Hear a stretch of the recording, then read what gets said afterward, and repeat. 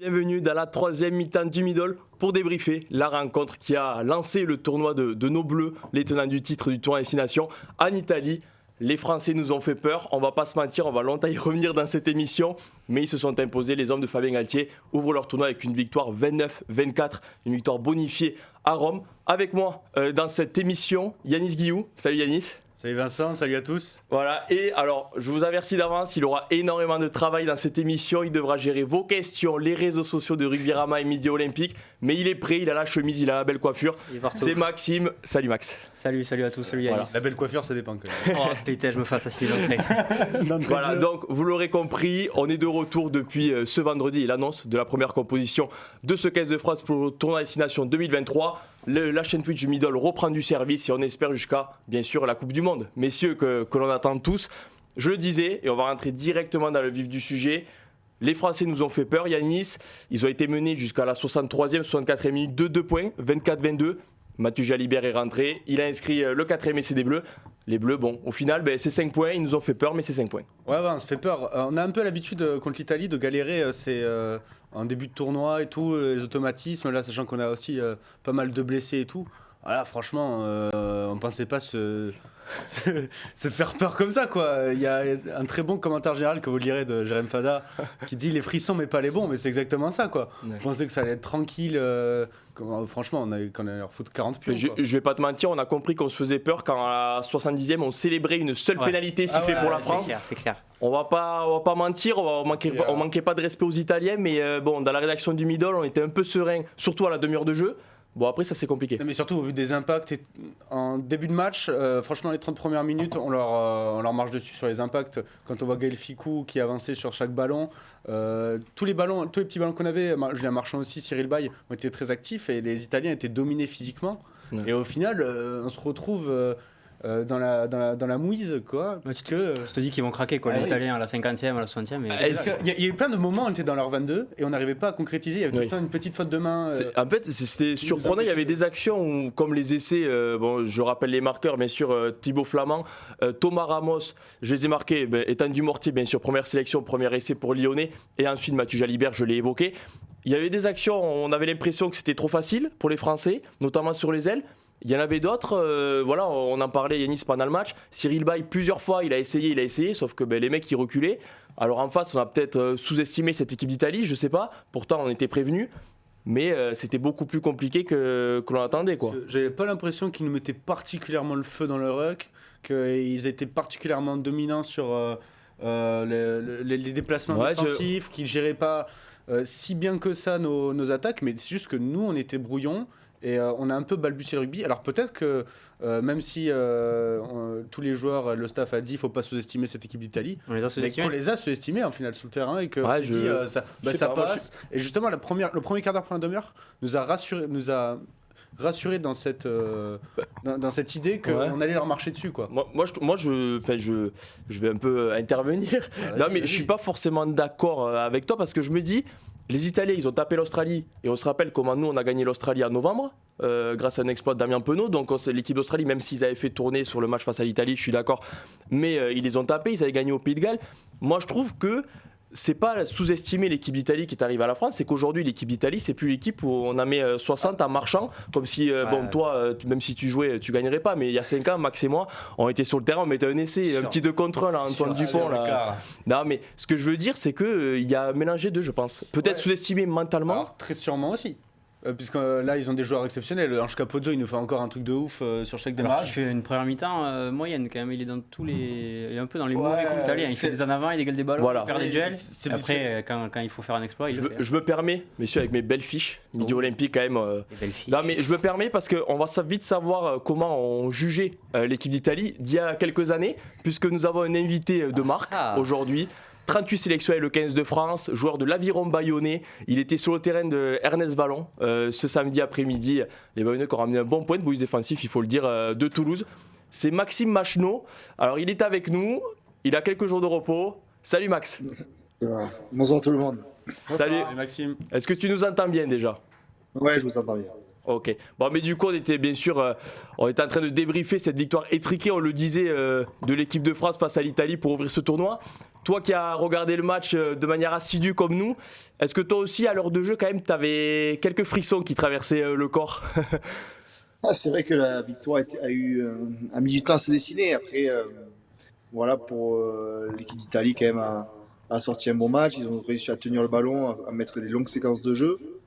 Ils se sont fait contrer au début du match avec des essais peut-être un peu casquettes, mais voilà, ils ont réalisé quand même un très beau match. Et l'équipe de France a été solide mentalement pour arriver à renverser ce match à la fin. Ouais, justement, je disais dans le chat, Maxime, il a beaucoup de boulot, mais il est géré. Posez vos questions à Maxime Machenon, hein, bien sûr, il y répondra. Maxime, on parlait aussi de ce fait que l'Italie, on le dit chaque année, mais on a l'impression que c'est de plus en plus vrai quand même, l'Italie progresse. Est-ce que tu penses, toi, qui as affronté à ton époque en équipe de France une Italie qui était largement en dessous, est-ce que tu penses qu'il y a moyen, qu'il y ait eu un peu de... Les Français un peu sous-estimé cette sélection italienne, en tout cas mentalement? Je suis pas sûr. Voilà, il n'y a pas de surprise. En novembre, ils ont réussi à battre l'Australie, à faire de grosses performances. Et je trouve qu'ils ont une très belle génération qui arrive, des jeunes joueurs qui sont au niveau international. On le voit avec voilà, leurs deux franchises qui sont Zèbre et Trévise qui réalisent de bons matchs dans leur championnat, qui ont battu par exemple l'Ulster, qui battent des grosses maintenant équipes européennes. Et c'est pour ça, je pense qu'ils ont une belle génération et avec la confiance qu'ils ont organisée en novembre, ils ont réalisé voilà, un bon match. Il faut pas je pense pas que les Français les aient sous-estimés, mais ça a été peut-être plus dur que prévu. Mais bon, la victoire est là au bout et c'est ça le plus important. Yanis, tu as une question pour Maxime? Ouais, salut Maxime. Toi, en tant que demi-mêlée, qu'est-ce que tu as pensé de la charnière de l'Italie? Varney et Thomas Solan, ils ont été un peu en difficulté et c'est peut-être ce qui a aussi conduit à la défaite de l'Italie, puisque est-ce qu'on se dit qu'avec une meilleure charnière, ils auraient gagné le match? Bon, ils ont alterné le bon et le moins bon. Ils ont réussi quand même à mettre du volume de jeu, à réussir à faire bien jouer quand même l'équipe. C'est vrai que dans les moments peut-être importants, ils ont manqué un peu de justesse, mais je pense qu'ils sont. Varney, il est jeune et je pense que si on l'impose à ce poste, il peut être vraiment très bon pour l'équipe d'Italie parce qu'il a quand même des qualités. Mais voilà, c'est vrai que la charnière française a été plus sereine dans les moments importants et en tout cas plus juste. Sur l'essai de Flamand, Varney, on dirait qu'il n'est pas assez protégé par ses coéquipiers sur le ruck. Est-ce que tu penses qu'il aurait dû être plus patient, même faire des petits trains? On voit ça en top 14 souvent. Le truc des petits trains, c'est parfois un peu énervant d'ailleurs. Les chenilles. Ouais. Non, mais il a tenté un coup pour un petit par-dessus pour les ailiers qu'ils ont fait plusieurs fois dans le match. Ils ont vu que le second rideau était un peu dégarni et voilà, Flamand a très bien lu la trajectoire. Le fait qu'il ait voulu faire ce petit jeu au pied par-dessus. Voilà, c'était plus un jeu au pied offensif qu'un jeu au pied de pression. C'était voilà, comme je dis, il a alterné le bon et le moins bon. Après, ça arrive à tout le monde de se faire contrer. Je me suis fait contrer hier contre Toulouse, donc Ghana. Voilà, c'est des situations qu'il faut mieux maîtriser et c'est vrai que ça peut coûter cher derrière. Et c'est comme ça que l'Italie a accusé 2 essais de retard au début du match en se faisant contrer pas mal de fois. Ouais, Maxime, tu as disputé la Coupe du Monde 2019 avec lui. Le capitaine aujourd'hui du 15 de France, c'est bien sûr Antoine Dupont. Aujourd'hui, il a été un peu moins en vue, même s'il a été l'homme du match. Alors, on avoue, on a été quelques-uns à être surpris. Mais comment tu juges vraiment son évolution de manière, toi, encore en 2019, il était encore tout jeune. Comment, à l'entraînement, tu voyais de suite qu'il était au-dessus et qu'il allait être le futur meilleur joueur du monde, le Toulousain? En tout cas, il avait des qualités physiques et techniques au-delà de la moyenne. Il est déjà, quand tu as pied gauche, pied droit, d'une facilité comme ça, comme il a fait aujourd'hui encore, ça pousse au respect. Il a des qualités physiques aussi, il peut faire la différence à un contre un. Il a fait une partie défensive aussi où il loupe très peu de plaquage, il est très propre dans ce secteur. Donc pour moi, c'est le joueur le plus complet qui l'assurance au risque aussi, qui panique jamais, qui a l'impression qu'il maîtrise son sujet à chaque fois. Et donc c'est voilà, il est peut-être aujourd'hui voilà, pas fait autant de différences que ça, mais il est toujours aussi important dans le dispositif français. Ouais, Maxime, voilà. Tu peux nous parler peut-être aussi de Dolan Le Garec que tu as côtoyé, qui pousse au port de cette équipe de France, qui n'a pas pu jouer aujourd'hui, qui n'est pas rentré en Italie, qui aurait pu connaître sa première sélection. Tu penses qu'il le vit comment, toi, ce fait d'être à la porte, de toucher à ce Graal, de porter le maillot bleu? Tu penses qu'il a vécu comment cette journée aujourd'hui? Je pense avec beaucoup d'émotion quand même. C'est toujours particulier, même s'il n'a pas connu une première cape, d'être dans le groupe. Il n'est pas loin. C'est quelqu'un qui est très talentueux aussi, qui se prépare au très haut niveau depuis très longtemps et qui a que ça en tête. Donc voilà, si ce n'est pas aujourd'hui, je sais que peut-être plus tard, il aura l'opportunité de découvrir le maillot bleu. Ça doit être frustrant de ne pas rentrer dans un match comme ça. 80 minutes sur le banc, demi de mêlée, ça n'arrive pas souvent. Ça arrive souvent qu'au remplaçant d'Antoine Dupont ou des très grands demi de mêlée. Donc c'est compliqué quand même, non? C'est très compliqué, mais à la fois, je pense que tout le monde sait l'importance d'Antoine, surtout dans des moments comme ça où, pour une première sélection, rentrer dans un match comme ça, peut-être que c'était pas le moment le plus facile. Mais je ne sais pas s'il y a des bons ou des mauvais moments. En tout cas, voilà, le staff a préféré laisser le capitaine, le leader, le plus grand leader de l'équipe sur le terrain pour gérer cette fin de match. Ouais, Maxime, on le sait tous, la semaine prochaine, c'est déplacement en Irlande pour les Bleus. Est-ce que franchement, les Bleus t'ont plutôt inquiété ou tu te dis que face à l'Italie, on ne peut pas jouer sur une seule rencontre et que les Bleus peuvent aisément aller taper l'Irlande là-bas comme ils l'ont fait il y a 2 ans? Alors je répète aussi. Ouais, vas-y. Oui, c'est sûr qu'ils peuvent le faire. Enfin, là, c'est toujours difficile de rentrer dans un match, dans un tournoi, surtout à l'extérieur, face à une équipe soi-disant moins forte. Voilà, ils ont fait le job, ils ont réussi à gagner le bonus offensif. Je pense que c'était l'objectif. Après, voilà, ça serait un tout autre match avec tout autre adversaire, peut-être un peu moins de pression.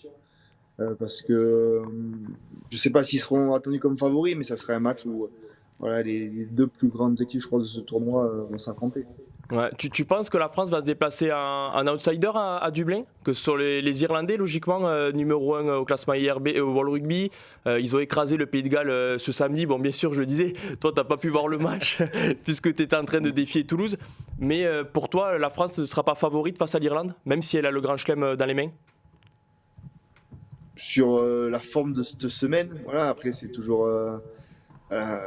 difficile à dire. Je pense que ces 2 grosses équipes se rencontrent, qui connaissent leur rugby par cœur. Et ça va se jouer sur, comme on le dit, des grands matchs comme ça, sur l'entame de match qui va être très importante d'une des 2 équipes. Et forcément, ça va être un bras de fer. Ça va être un bras de fer qui va se jouer, je pense, dans les dernières minutes. Ok. Bon, mais écoute, Maxime, on va te libérer. On te remercie d'avoir pris du temps parce que, bon, pour ceux qui ne le savent pas, voilà, il n'y a pas de top 14 la semaine prochaine. Donc, il a quelques jours de repos, Maxime. Donc, il a la gentillesse de venir dans notre émission. Donc, on te remercie et on te souhaite une bonne fin de saison avec l'Aviron Bayonnais, puisque, quand même, Bayonne, il faut le dire, impressionne cette année en top 14. Avec peut-être un top 6. Voilà, peut-être dans le top 6, Maxime. On t'invitera pour les phases finales après le match. Le maintien d'abord. Merci, Maxime, et bonnes vacances. Bon jour de repos. Merci, c'est gentil. Et bonne fin de saison. Merci, Maxime. Bonne soirée, merci pour l'invitation. Au revoir. Voilà, Maxime Achelot, toujours, quand on a 38 sélections et que ça fait plus de 10 ans qu'on joue en top 14 et un Brennus en 2016, on a tendance à plus le croire quand il parle rugby que Yanis Guillou. Oui, on connaît le rugby. Voilà, Yanis Guillou. Ouais, bon, j'ai fait quelques sélections, mais bon, c'était dans les années. Le rugby n'était pas encore diffusé, donc forcément. C'était pas diffusé. Twitch n'existait pas. Donc on ne pouvait pas diffuser les moins de 18. Messieurs, il y a un sujet qu'il faut absolument évoquer. On en a parlé tout le match aussi. Ça va être forcément négatif, même s'il y a victoire. C'est l'indiscipline. 18 pénalités contre les Bleus. Surtout, alors, des pénalités trop faciles. On a l'impression, on a envie de dire, Yanis, l'arbitre, à la mi-temps, Famé Galtier-Larabaché, dans les rucks, il est très vigilant. Il ne faut pas mettre les mains. On sait que Julien Marchand est le meilleur gratteur du monde aujourd'hui. Mais tu mettais les mains, tu étais sanctionné et les Français n'ont pas très bien compris. Quoi. Tu dis les rucks, les rucks, c'est là où on s'est fait le plus sanctionner au final. Voilà, oui. Les rucks, sur le mall, il y a un mall où on se fait sanctionner par Charles Olivon et après sinon c'est des pénalités, notamment des plaquages au. Ouais. une indiscipline folle, qui est quasiment jamais vue. Je crois que on cherche. De l'ère de Fabien Galtier, on pense que c'est quand même le match avec le plus de pénalités concédées des Bleus. Ah ouais, c'est un truc de fou. Et puis c'est ça qui remet l'Italie dans le match et qui nous fait douter, parce que du coup on sait plus comment y aller dans les rucks. Est-ce que les rucks, on va gratter des ballons? Est-ce que au final faut pas y aller puisque l'arbitre est très vigilant sur ce point-là? Et on s'est retrouvé dans un entre-deux un peu bête. Et en fin de match, là, on en prend 3. Et heureusement, encore une fois, que Thomas Solane trouve des touches que moi, j'aurais pu trouver. Hein, non, mais écoute, il préfère l'assurer, qu'on en parle et qu'on dise mais il a loupé la touche. Sur celle qui amène le molle où Olivon écroule et que ça fait cette pénalité, il la trouve hyper bien à la touche, vraiment à 5 mètres et tout. Et la fin de match, je pense qu'il a les jambes qui tremblent, il est comme ça là, il se dit putain, on va pas gagner l'équipe de France quand même. Et au final. Non mais alors, pour revenir sur les rucks, j'ai l'impression, je sais pas si les Français se sont adaptés, mais on a vu quand même à la fin Anthony Josh qui a gratté un ballon, Sekou Makalou qui gratte un ballon. On a eu l'impression qu'ils arrivaient mieux à gratter les ballons et je pense que le staff leur a dit vraiment cibler des rucks où il y a vraiment personne, où vous pouvez gratter. Max, tu peux intervenir aussi dans le chat, mais surtout soyez sûr de vous. Et par exemple Julien Marchand qui lui, il y a un ruck, il met les mains et il voit après s'il a le ballon ou pas. Et lui il a été un peu plus en dedans, on a l'impression aujourd'hui au grattage en tout cas. Ouais, et puis le contre-exemple quand même Tao en fin de match. Tao qui fait une très belle entrée, faut pas se souligner, mais c'est vers la pénalité. Sanctionné au sol alors que il semble avoir le ballon mais il s'écroule juste après. Facilement aussi, moi je trouve que quand on a eu des ballons à négocier au sol, plusieurs fois on a roulé, plusieurs fois les soutiens ont été sanctionnés. J'ai l'impression que dans le jeu au sol, que ce soit offensivement ou défensivement, les Italiens. Offensivement, je trouve que c'est plutôt le ballon qu'on n'a pas su conserver. Au-delà dans les rucks, on a tenté la passe de plus, on a tenté la passe de trop. Plus ça, après oui, effectivement, on a roulé 2 fois. Ça a roulé, 2-3 fois, le soutien est arrivé trop tard. Mais tu vois, ça c'est pareil. Alors, pour avoir vu le visage de Sean Edwards, l'entraîneur de la défense. Dans les tribunes, on est mieux ici, je pense, que dans le vestiaire à la fin du match, en début de semaine quand il va leur débriefer la rencontre, parce qu'il faisait la moue quand même, je pense que notre ami Sean Edwards. L'analyse vidéo va piquer, je pense que sur le point de discipline. C'est ce que je disais, c'est surtout que ce sont des pénalités trop faciles, on a l'impression. Des hors-jeu ou un mauvais repli. Paul Willemsen, à un moment donné, les Italiens avancent bien, il est hors-jeu. Ça, ce sont des pénalités que encore on a du mal à accepter en top 14 dans des gros matchs où tu vois les staffs qui disent les pénalités comme ça, c'est interdit aujourd'hui. Où on dit qu'au niveau international, il faut moins de 10 pénalités. Bon, là, je crois qu'à la mi-temps, ou presque à la mi-temps, c'était réglé le problème. Aujourd'hui, on est forcément obligé de parler de l'Irlande. On peut pas être rassuré quand tu arrives avec 18 pénalités dans le sac déjà en Italie. Il n'y a même pas de débat. 18 pénalités en Irlande, c'est terminé. 9-9, je crois, sur le match. 9 première mi-temps. C'est de la régularité. C'est ce qu'on appelle de la régularité. Surtout qu'on a vu l'Irlande, pour le coup, contre le Pays de Galles. L'Irlande, c'est létal. Donc, tu prends une pénalité, ça va en touche, ça fait un molle. Mais c'est surtout qu'on en parlait aussi, mais la charnière italienne, elle a coûté quasiment le match. Même si Thomas Zolan a été. Varney, il coûte le premier essai. Voilà, il coûte le premier essai. Sexton, ça sera pas même la semaine prochaine. À voir si Gibson Park.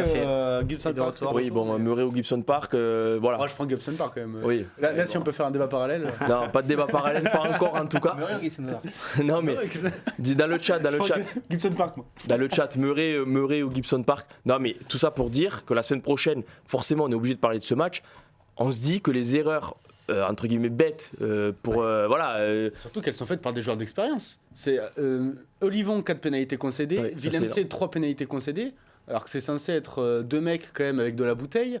T'as Antonio qui se fait aussi sanctionner assez bêtement, il gratte le ballon, après il tombe sur les fesses et il lâche pas le ballon. C'est ce que je dis, ce sont des pénalités trop bêtes et où t'as pas le droit. Encore une fois, on va dire que t'as le droit que contre l'Italie, si tu veux gagner à l'arraché comme ils ont fait, quoi. Si tu fais pas de fautes comme ça, tu gagnes comme ils menaient 19-3 à la 30e. Eh ben, si tu fais des fautes comme ça, tu te retrouves à la 62e. Après, c'est vrai, dans le chat, on le mentionne quand même, l'Irlande a été pénalisée 13 fois quand même hier contre le Pays de Galles. C'est pas non plus surtout la deuxième mi-temps. C'est pas non plus un modèle de discipline hier. Les Irlandais, on peut les amener à faire des fautes aussi. Mais d'accord, mais dans les rucks, si on se comporte comme ça avec la 3e ligne italienne et que là en face on va retrouver Van der Fier et tout le tralala là. Bonjour. Après, bonjour Yanis, bonjour. Peut-être que la semaine prochaine tu seras pas sur l'émission et à Dublin, Yanis, on te le souhaite. Je crois que tu as envoyé un CV. Alors Fabien Galtier étudie ma demande et apparemment c'est retenu, je suis en attente. T'es sur les attentes. Ça te rappelle Parcoursup en fait. Ça te rappelle le bac. Il y a quelque chose qui est souligné aussi dans le chat, les gens parlent du match des finisseurs. Il n'y a que Tao Chenois qui a été pénalisé. Si on reste sur la discipline, il a été pénalisé 3 fois, mais c'est le seul finisseur remplaçant qui a été pénalisé. Mais il a été pénalisé 3 fois. 3 fois, ouais. Oui. 3 fois. C'est énorme. Dans sa globalité, le banc français a quand même apporté énormément. Quoi. Alors, messieurs, quand même, on va engager la deuxième partie. Si vous voulez, des notes des Bleus. Deuxième partie. Voilà. Des Bleus. Ou deuxième partie. Partie 2. Non, mais la partie 2 des notes, vous êtes habitués. Partie 2. Je t'ai coupé, excuse-moi Yanis, non, mais pour parler de Tao, on va parler de Tao pour commencer, puisque la première, c'est Flamand, qu'on va zoomer, parce que le Toulousain a inscrit le premier essai et était attendu aussi avec le numéro 4 en l'absence de Cameron Oki. Mais allez-y et parlez de Romain Tao-Fénois qui a fait une entrée remarquée, autant par les téléspectateurs, je pense, que l'arbitre, vu qu'il a sifflé 3 pénalités. Mais bon, il a quand même fait la différence sur l'essai de Jalibert. Allez-y vous, allez-y moi. Allez-y toi. Allez-y moi. Belle entrée. On a l'habitude que Tao soit un finisseur un peu apprécié par Fabien Galtier. Et c'est logique. Il a un impact physique assez impressionnant. Sur l'essai de Jalibert, c'est lui qui passe les bras assez joliment d'ailleurs pour délivrer une passe à une main à l'ouvreur bordelais. Superbe, oui. Et puis il est précieux dans ce qui est des rucks, protection des rucks, protection physique. Même en mêlée, on le dit mêlée pas assez, aussi, oui. Mais en mêlée, quand on a joué en novembre avec Flamand Woki, tu vois, donc deux deuxième ligne qui peuvent jouer troisième ligne, avoir un mec qui est quand même assez lourd, un 5 lourd dans le pack, ça peut t'aider en mêlée. Ouais. Et oui, impact défensif aussi, malgré ces 3 pénalités, qui j'avoue, je n'avais pas dénombré. Ouais, sur le site officiel. Ça me fait un peu tic, tu vois. Oui, c'est après, sûr, 3 pénalités à 20 minutes. Elle est dure, quoi, puisqu'il était sur le ballon. Mais bon, ça c'est toujours pareil. On pourra en parler des heures et des heures de décision arbitrale. Mais bon, la semaine prochaine, ça fait 3 points. Et puis, après, il déçoit quand même assez rarement. Non, c'est vrai. Tao, depuis. C'est vrai. De toute façon, il a son rôle, il est défini. Galtier l'a toujours dit. Oui. On l'adore pour faire. Il paraît qu'il fait sa composition en commençant par les remplaçants. Il a toujours dit qu'il commençait par Tao. J'espère qu'il a. Est-ce qu'on y croit, ça? Moi, j'y crois, moi, Fabien Galtier. Il dit Écoute, ça, on y croit. C'est encore une fois, soit on croit Maxime Machneau ou Maxime Gutiérrez, soit on croit Yanis Guillou. Ceux qui nous écoutent, croyez le joueur de l'Aviron Bayonnais et Maxime Gutiérrez. Un peu moins de muscu que Maxime Machneau, mais ça se voit pas, c'est la caméra qui. Maxime, je vais te donner un peu de boulot. Puisque tu vas nous dire toutes les notes, si tu peux les avoir de suite. Ça sur Rugby-Rama tout de suite. Voilà. Et c'est bien à dire, vous pouvez les trouver d'ores et déjà sur Rugby-Rama. Restez avec nous, un double écran avec les notes d'un côté et notre émission de l'autre. Est-ce que tu les as? Les notes, je vais vous faire ça. Elle commence par Thomas Ramos qui a 5,5 sur 10. Damien Penaud 5. Gaël Ficou qui a la meilleure note, je crois, des Bleus 7. Moefana 5, Étienne Dumortier sur l'aile 6,5, qui a marqué son premier essai pour sa première sélection. Ntamak et Dupont ont 6, tous les deux, la charnière des Bleus. Oui. En troisième ligne, on a Jelonge qui a 7 aussi, donc meilleure note ex aequo avec Ficou. Charles Yvon 4, certainement l'indiscipline qui lui a. On va en parler aussi. Oui. Aldrit 5,5 sur 10. Paul Willemse qui a la note la plus basse avec 3,5. Thibaut Flamand 6,5, l'auteur du premier essai. Et enfin, la première ligne, 5 sur 10 pour les 3 joueurs français, Marchand, Baye et Antonio. C'est ce qu'on appelle la moyenne. Pile pour le trio. Ça passe, t'as le bac avec 5 mentions, tu vois. Voilà, mais t'es en liste d'attente. 10-0. Comme toi avec Fabien Galtier, t'es en liste d'attente. T'as le bac de justesse, mais t'es en liste d'attente. Fabien, si tu m'écoutes. Non, mais voilà, donc Anthony Jelonge et Gaël Ficou, meilleure note. Ouais. 7 sur 10. On va en parler un peu de Thibaut Flamand, après Tao. Il a quand même répondu présent. Alors, son essai, bon, il est là au bon endroit, au bon moment. Il finit entre les poteaux. Ah, puis il y a de la belle anticipation. Oui, surtout. Quelle protection des Italiens sur le coup. Voilà. Alors là, Yanis Guillou qui est fan des chenilles en top 14. Je déteste ça. Donc justement, oui, mais comment tu peux détester ça quand tu vois ce qui s'est passé cet après-midi? Alors justement, donc là, je peux rien dire, mais je déteste ça. Et là, ça me fait plaisir que Varney tente ça comme ça. C'est incroyable. Le mec qui aime le risque. Non, mais on va lui dire ça aussi. J'espère. Bon, franchement, 3 mecs qui se foutent les uns derrière les autres, t'es obligé de te regarder si ils sont bien. Les Italiens, ils ça, là, je crois. T'as bien fait, t'as tenté. Le sélectionneur italien, il fait attends, on a perdu de 5 points, ça nous a coûté 7 points ta connerie, mais bon, après t'as pris des risques, c'est bien, je te remets titulaire. C'est le sport, c'est les frissons, voilà, on s'emballe, on va pas faire des chenilles qui durent 3000 ans, là, on tape au pied vite. Bon, en tout cas, pas de chenilles du côté de l'Italie, mais Thibaut Flamand du côté français qui a fini derrière les poteaux. Ouais. Je le disais, Thibaut Flamand, c'est un des meilleurs joueurs français aujourd'hui. Ouais. On l'a vu dans le jeu, plaqué, surtout en touche aussi. il a été important. Et voilà, encore une fois, lui, tu parlais de Tao Finoa ou Tao, on va l'appeler Tao. Allez, Tao. ça va être plus facile. Non, mais qui déçoit rarement. D'articulation. Voilà, oui, clairement. Mais Thibaut Flamand, il a jamais perdu en équipe de France déjà. Alors ça, c'est quelque chose d'assez important. Comme la troisième mi-temps. On n'a jamais perdu. Troisième mi-temps, on tient à le dire, voilà, plusieurs émissions, aucune défaite de l'équipe de France. On espère la continuer jusqu'à la fin de la Coupe du Monde au moins. Non mais Thibaut Flamand, on peut compter sur lui, on est tranquille à numéro 4. C'est ça, confirmation, le mec serein quoi. Franchement, je sais même pas si on peut... 17 plaquages, je suis en train de regarder les stats. C'est un truc qui est devenu presque habituel quoi, chez lui. Tu sais que c'est un joueur qui est quand même assez complet pour un deuxième ligne, donc il peut jouer troisième ligne, donc il est là en touche, il est là au plaquage, il est là, il a quand même assez de vitesse pour, clairement. un joueur dans la cage. Et c'est un troisième ligne à la base qui revient, c'est un peu à la Woki, ils nous font la même chose que... D'ailleurs Et dans ses jeunes années il a joué 10. C'est surtout que oui. Bon, aujourd'hui. Parce que maintenant il est vieux. C'est pour te dire que c'est aussi un mec qui sait tout faire. Non, mais oui, c'est pour ça qu'il a de si bonnes mains. Voilà, il a grandi avec vraiment à toucher beaucoup de ballons dans un match. Ce que j'aime, c'est sa sérénité, quoi. Le mec est calme. T'as vu, il marque son essai. Bon, alors je sais pas s'il y a des consignes ou pas. Ils ont marqué des essais, ils célébraient pas. Mais il marquait son essai, focus, il est resté. Tu vois, il n'y a pas d'enflammade non plus. Si tu extrapoles un peu quand même, Cameron Oki était blessé pour le tournoi, va rater tout le tournoi. Donc il y a des chances que Thibaut Flamand démarre tous les matchs, on peut penser ça. Il a quand même une place vraiment à gagner pour s'associer à William ça peut faire une Jaminé Ramos. Complètement. Voilà. Mais c'est surtout quand tu vois, William C n'a pas fait un bon match, au contraire de Thibaut Flamand. Et à la 50e, il sort William C, le Fabien Galtier. Alors que d'habitude, il finissait avec Tao William C. Ouais, après c'est peut-être aussi une sorte de profil, peut-être qu'il voulait rester avec. Et ouais, mais regarde le profil. Flamand, il n'est pas sorti. Flamand, il n'est pas sorti. Lavo, on parlait de Le Garec avec Max Machno. Thomas Lavo, le Rochelet, il vivra pas. Il a déjà des sélections, mais il n'est pas rentré. Donc Thibaut Flamand, aujourd'hui, c'est un joueur. Ça prouve à quel point il n'était pas serein quand même. Oui, ou à quel point Flamand était indispensable. Surtout, non ? Enfin, je sais pas, t'es peut-être pas d'accord, mais Thibaut Flamand, aujourd'hui, tu le sors. Antoine Dupont de la deuxième ligne. Oui, peut-être, on lui souhaite, s'il devait le meilleur deuxième ligne du monde. J'ai une stat sympa sur le fantasy du 6 Nations qui est fait par nos amis de Feeling Sport qui font la grande mêlée tous les week-ends en top 14. On les salue.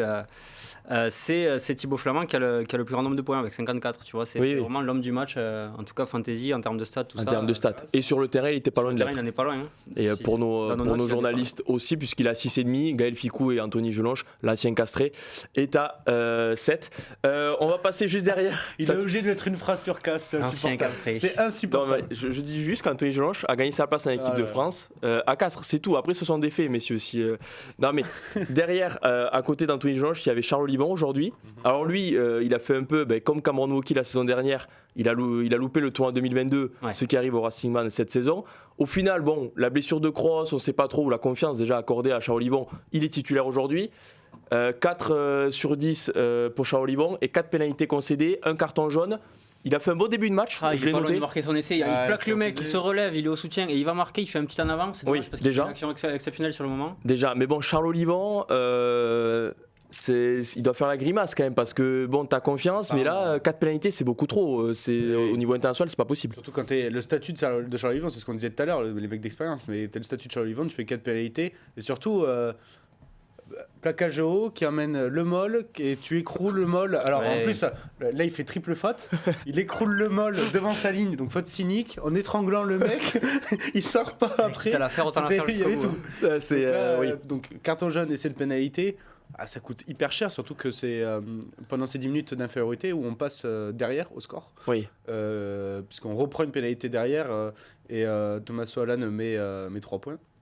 Oui, c'est ça, 24-22 du coup. Et donc, c'est pas un bon match de la part de Charles Olivon qu'on n'a pas vu très aérien. Après, on voit qu'il a quand même une aptitude offensive.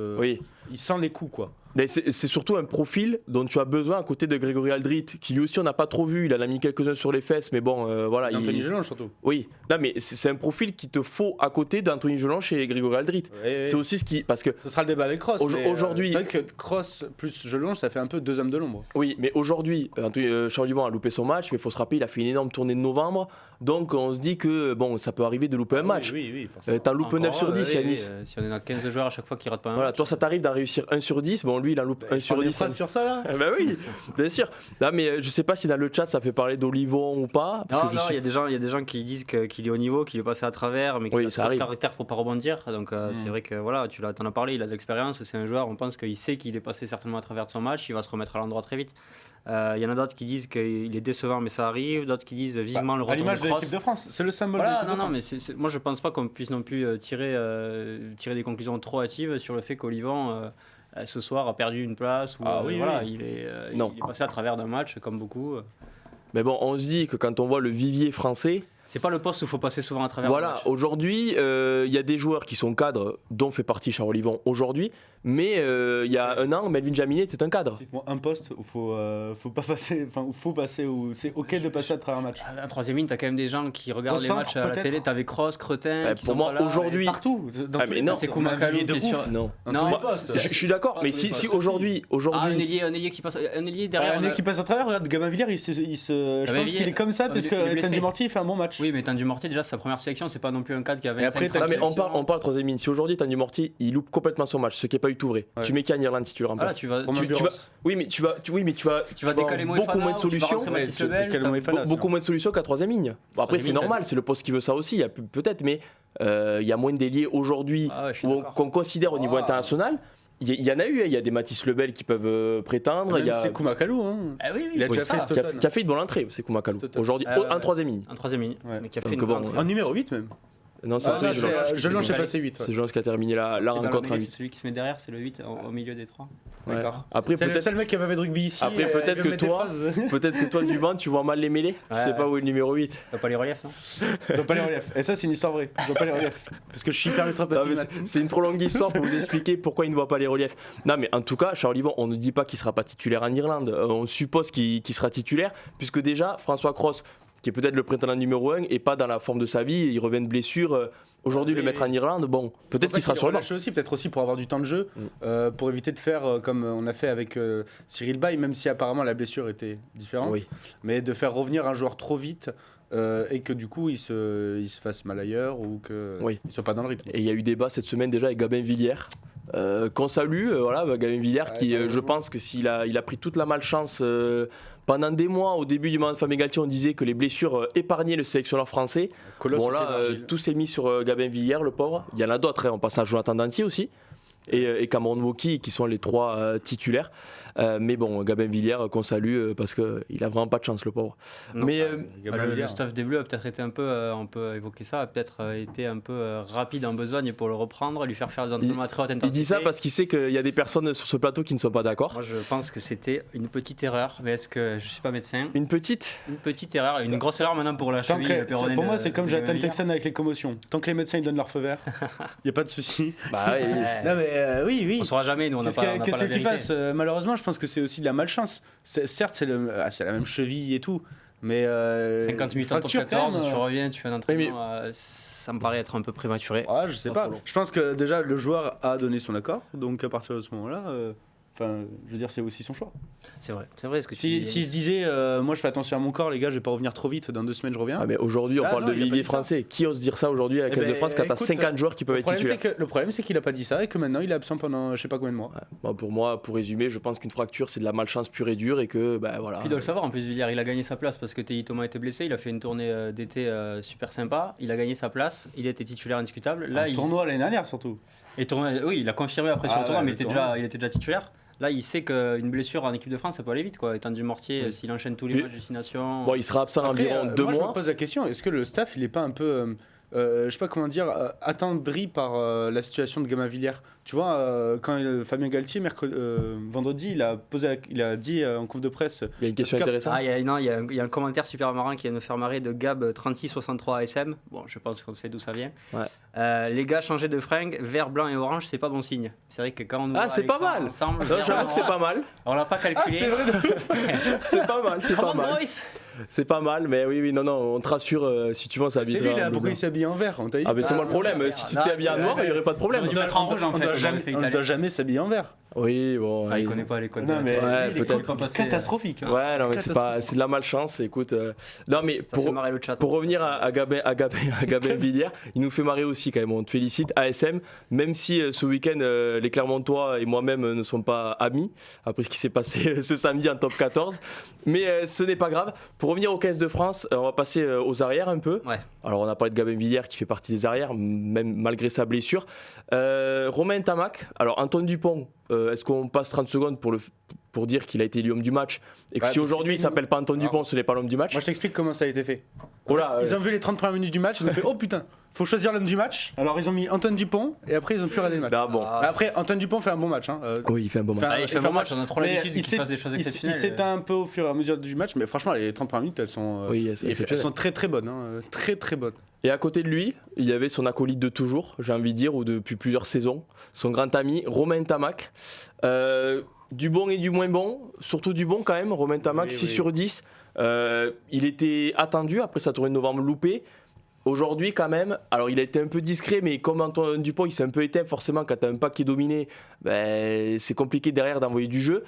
Il a quand même 2 essais à son initiative, puisque les 2 passes au pied, la première pour Ramos et la deuxième pour Dumortier qui est magnifique. Romain Tamac, il a bien répondu quand même, malgré l'entrée encore une fois très bonne de Mathieu Jalibert. Oui. Fait un bon match, Romain Tamac. On a beaucoup souligné sa sobriété depuis maintenant quelques temps, notamment en novembre, où là c'est même carrément de la discrétion. Mais les 2 passes au pied sont plutôt intelligentes. Sur la première, on pensait qu'il y avait un décalage. Il n'y en avait pas forcément. Et on sait qu'en Capozzo, c'est peut-être sa faiblesse, les ballons hauts. Surtout quand c'est Pono qui arrive et 1m90 lancé. Voilà. Surtout quand ça fait 3 mois ou 4 mois que Romain Tamac jouait avec Ange Capozzo aussi, ou que Thomas Ramos. Après, c'est aussi l'avantage et l'inconvénient quand tu joues face à, on va dire, tes copains, tu connais ses qualités, mais tu connais aussi ses faiblesses. Si à l'entraînement de Toulouse, Ange Capozzo il a du mal sous les ballons hauts, par exemple, il est souvent dominé par Thomas Ramos ou autre, tu sais comment l'attaquer. Malheureusement, Ange Capozzo qui a quand même vécu un match assez compliqué, même s'il a marqué, la première mi-temps elle est quand même très difficile pour le Toulousain. Mais bon, Romain Tamac, pour revenir à lui, les 2 essais, il a bien dirigé le jeu et c'est quand même un bon match. Tu l'as dit, pas beaucoup de ballons, donc forcément lui, à l'instar de Yoram Moefana qu'on n'a pas trop vu du tout. Moi, Yoram Moefana sur le match, je me souviens que d'une prise de balle tranchante. Où il a bien avancé, voilà. Oui. Et après, forcément, c'est beaucoup plus dur derrière. Les gens parlent de ça. Dominé. Tu vois, les gens parlent de ça, c'est vrai qu'on se fait dominer, mais ils disent vraiment que la concurrence Saint-Amand-Jalibert, ils parlent de ça, parce qu'on a vu encore la rentrée de Jalibert, évidemment il est décisif, il marque un essai. Est-ce que je peux parler aussi que le réalisateur de la rencontre est possiblement supporter de l'UBB, parce que c'est quand même exceptionnel. Et c'est de Jalibert, et c'est là où tu vois, il fait gros plan sur. Non mais c'est là où tu vois, c'est pas pour comparer, mais tu sais, au foot ça se fait souvent. T'as les 2 attaquants, tout ça. Ouais. Là, moi, honnêtement, c'est rare de voir ça. Le réalisateur, regarde, il y a eu ça à Toulouse. Ouais, mais il filme pas Jalibert qui célèbre, il filme Romain Tamac qui est sorti et qui applaudit, mais qui fait aussi à Toulouse aussi. Quand Aurillac sort et que c'est Malia qui bute, je crois.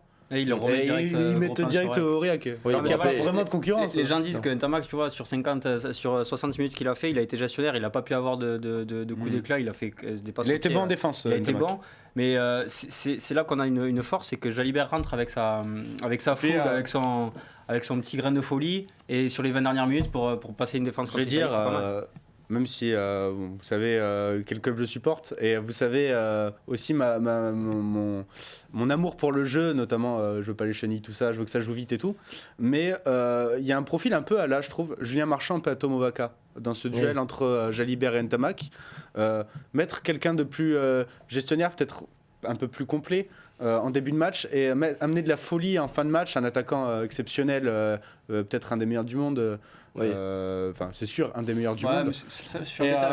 Movaka aussi, le côté un peu amener du punch en fin de match, moi j'y crois beaucoup. Mais pourquoi tu peux pas amener du punch à la première minute de jeu? Parce qu'en fin de match, sur la défense fatiguée, la défense elle est fatiguée. C'est un argument qui. Moi j'aime bien cet argument, je suis assez d'accord avec ça, mais tu vois, de temps en temps, mettre Jalibert d'entrée de jeu pour mettre le bordel. Ah oui, mais de temps en temps ça marche pas, puisque je veux de la continuité dans ton jeu. Tu peux pas mettre un coup Jalibert, un coup Ntamak. Tu donnes l'argument Marchand-Movaka, il faut aussi se dire qu'il y a un peu plus d'un an, Movaka était meilleur que Marchand, il était titulaire dans les gros matchs à Toulouse. Hugo Mola n'hésitait pas à le mettre titulaire. Moi, je pense surtout aujourd'hui, Julien Marchand, il a réglé le problème en équipe de France et depuis de longs mois avec Toulouse, c'est le meilleur talonneur français. Et il n'y a même plus de débat sur ça. Pendant quelques mois, Movaka était vraiment sur un nuage. Et il était. Maxime Lamotte, quand même. Oui, Maxime Lamotte, oui. Mais ça fait partie encore, on parle du vivier, mais il y en a aussi des talonneurs. Ouais. Non, mais ce que je veux dire, c'est que pour moi, Romain Tamac aussi, si Mathieu Jalibert vraiment. Le staff considérait qu'il était meilleur que Romain Tamac, il serait titulaire, quel que soit le style de jeu. Je sais pas. Moi, je commence à me demander. J'ai l'impression que tous les week-ends, on se dit Jalibert a encore été peut-être meilleur qu'un Tamac avec son club, etc. Et j'ai l'impression que le staff a décidé de mettre son Dupont et Tamac et ensuite de faire entrer Jalibert. J'ai l'impression qu'il peut faire ce qu'il veut. Il sera pas titulaire. On peut pas se mentir. On suppose qu'il y a plus d'automatisme entre Dupont et Tamac qu'entre Dupont et Jalibert, même si deux grands joueurs. Le choix des Bleus, de toute façon, au moins jusqu'à la Coupe du Monde, du staff des Bleus, c'est de faire ça. De toute façon, ça ne changera pas. Je pense que, quoi qu'il se passe, à part une blessure, bien sûr. On ne souhaite pas, évidemment. Mais ça ne changera pas. Et est-ce que, par exemple, Jalibert, on en parle aussi, mais le fait qu'il joue 10-15 plus que Romain Tamac, qui fait 10-12, mais en soi. Ouais, possible. Romain Tamac, regarde, il fait 10-12 aussi. Et puis même, s'il y a un blessé, juste Jalibert, il glisse en 15. Oui, mais Tamac ce que je veux dire, c'est qu'un arrière, si t'as pas Ramos, t'en as pas ni sur le banc, ni titulaire. Alors que centre, tu peux décaler Penaud. Tu vois, tu as plus de solutions pour couvrir au centre. Ce que je veux dire, c'est que c'est plus utile, je pense, d'avoir un 10-15 sur le banc qu'un 10-12. Je sais pas si je me fais comprendre. Non, mais je sais pas. T'as le droit de pas être d'accord, je bien sais sûr. pas mais si ça change fondamentalement quelque chose. Ok, parce que je me dis, le rôle parfait de Thomas Ramos, c'était ça. Tu vois, c'était ça. Alors qu'aujourd'hui, Teddy Thomas, qui jouait Kelly, sur le banc, il sort, il sera pas. On l'a toujours dit, Teddy Thomas sur le banc, il ne te sert pas à grand chose. C'est un pur ailier. Ouais, imagine, tu commences le match avec Jalibert, t'as Ramos en 10 et Ntamak sur le banc. Si Ramos se pète, c'est juste. Oui, mais après, ça change rien. Ouais, peut-être. Pour moi, c'est un faux débat. Peut-être. Non, mais... là, je t'assassine, mais c'est un faux débat. Il m'assassine. Non, mais aujourd'hui, tu vois, Jamini, il est pas sur le banc parce qu'il fait qu'arrière. S'il faisait 10-15, je pense qu'il serait, sur le banc. Tu vois, aujourd'hui, un joueur qui a qu'un poste. Je suis pas sûr. Aujourd'hui, un joueur qui a qu'un poste. Tu le mets sur le banc à la place de qui? Eh bien, Jalibert. Non. Ah ben merci. Fabien Galtier, si tu nous écoutes, c'est un non. Non, mais ce que je veux dire, c'est qu'aujourd'hui. Mais la polyvalence prime dans les. Voilà, je pense qu'il n'y a pas de débat aujourd'hui avec Jalibert et Jaminet pour qui va être sur le banc, puisque Jalibert couvre 2 postes et Jaminet en couvre un seul. Pourquoi Macalou peut-être est préféré à un François Cros? Parce qu'il peut jouer à l'aile. Jalibert, il a joué combien de fois 15 en équipe de France? Mais il peut le faire. C'est pas parce qu'il ne l'a pas joué qu'il ne peut pas le faire, parce qu'on n'en a pas besoin. Si on n'en a pas besoin, il ne le fait pas. Si on en a besoin, il est là. Dans leur esprit, ils savent que là, si Ramos se pète, c'est lui qui rentre à l'arrière. Voilà. Tu vois ce que. Enfin, pour moi, c'est ça. Et on en parlait de Thibaut Flamand, c'est pour ça que souvent Thibaut Flamand est sur le banc à Toulouse aussi. Parce qu'il fait 4, 5, 6, 7. Ça, évidemment. C'est quand même un avantage de fou. C'est évidemment. Et d'ailleurs, je me posais la question, là, vu qu'on parlait de Marchand et tout. Il est sorti Marchand? Oui. Patron, t'es en train de me dire que Gaëtan Barlow n'est pas rentré dans ce match? Oui. Quand même, il y a des choses qu'on ne peut pas louper. Gaëtan Barlow est rentré et a été efficace en touche. Il a fait son boulot. Oh là là. Voilà, donc il a fait une entrée. Discrète, mais une entrée. Désolé, Gaëtan. Désolé. Non, mais si, il y a 2 joueurs qui ne sont pas rentrés, c'est Thomas Lavo et Nolan Le Garec. Tout à fait. Voilà, qui auraient pu être remplacés logiquement par Thibaut Flamand et Antoine Dupont. Donc ça c'est rare quand même, voir 2 joueurs ne pas rentrer. Oui, mais bon, regarde l'Italie. Nous, ça arrive beaucoup. Dupont, parce que même Dupont, j'ai le souvenir que l'année dernière, le cul, il rentre quand même à 5 minutes de la fin, un match tendu contre devant, c'est rare, mais vu que tu as un 6-2, t'as peut-être forcément sacrifié plus facilement, vu que tu as 5 avant qui sont rentrés et tu as bien changé le pack. T'as pas forcément envie d'en changer un 6ème, peut-être, je sais pas.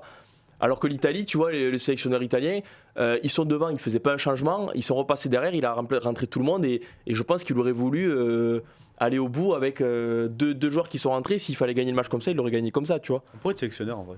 Alors non, parce que je suis bien sur le plateau, mais non, mais encore une fois, t'as écrit ton CV, t'as fait ton CV actualisé pour Fabien Galtier. Sélectionneur quand c'est pas sûr ça.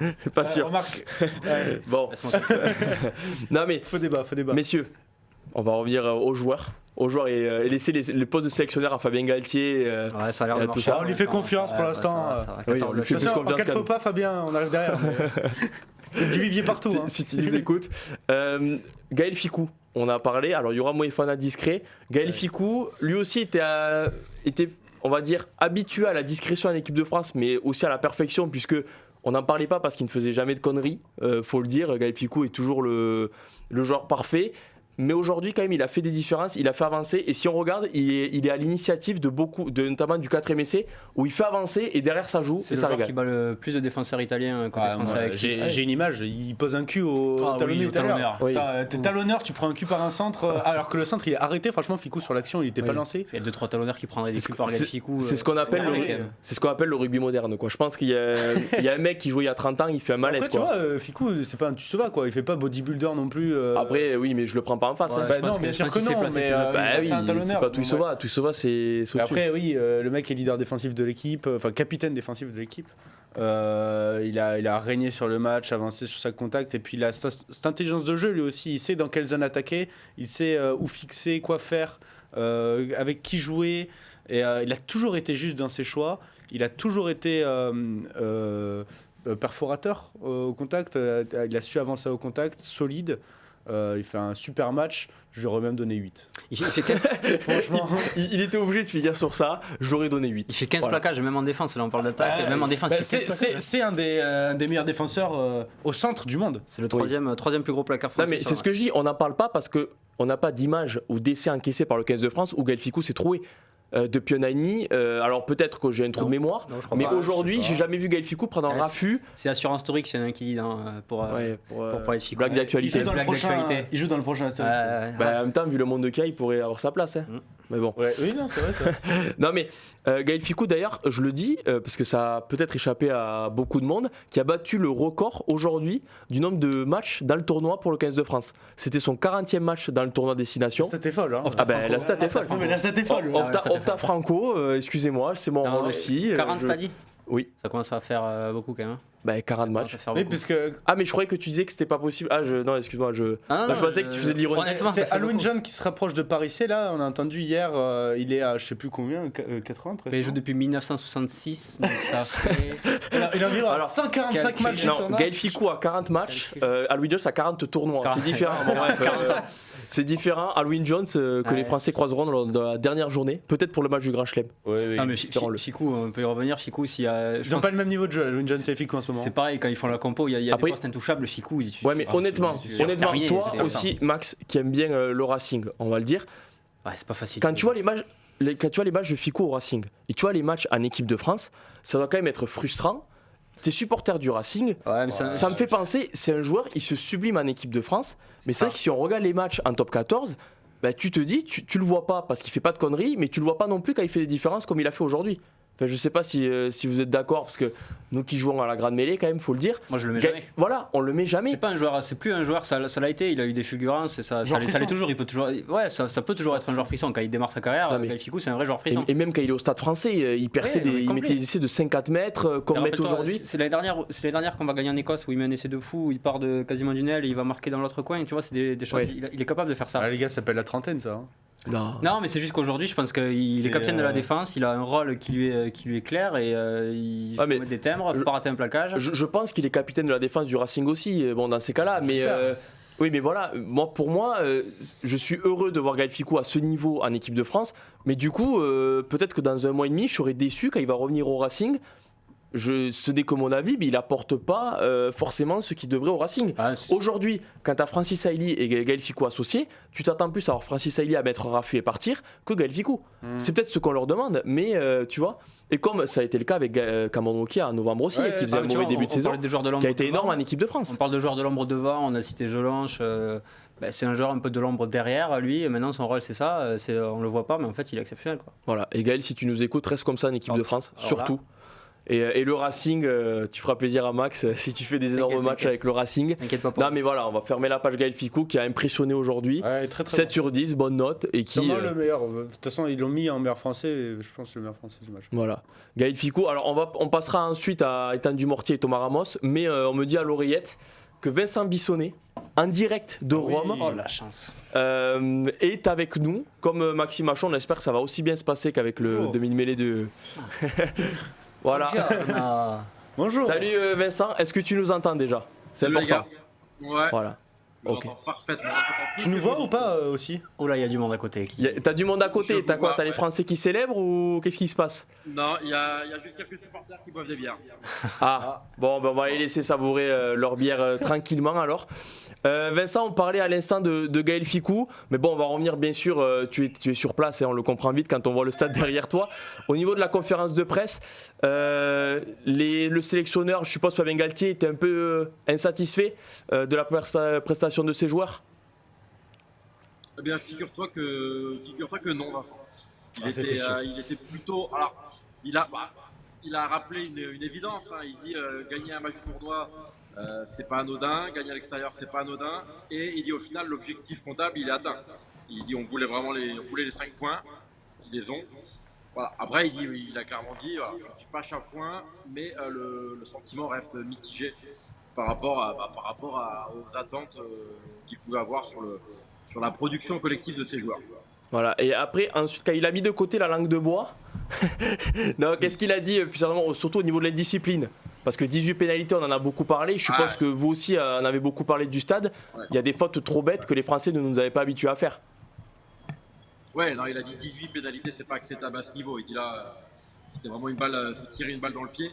Et non, il est vraiment là-dessus, là, vraiment, je dirais pas tirer la sonnette d'alarme, mais il a vraiment montré son insatisfaction sur ce secteur. Yanis, ça avait une question. C'est pas sur la conf, mais plus au niveau global, toi qui étais envoyé spécial là-bas. Est-ce que tu sens un engouement spécial de la part des Italiens pour cette équipe d'Italie maintenant qu'elle est en progression et qu'elle commence à gagner des matchs et à faire des résultats? Oui, on sentait vraiment un emballement. J'en parlais avec Thomas Zola dans la semaine, il me disait voilà, le fait qu'on ait arrêté cette série de défaites, ça, voilà, les gens ont repris un peu espoir, ont repris de la fierté aussi, enfin pourtant.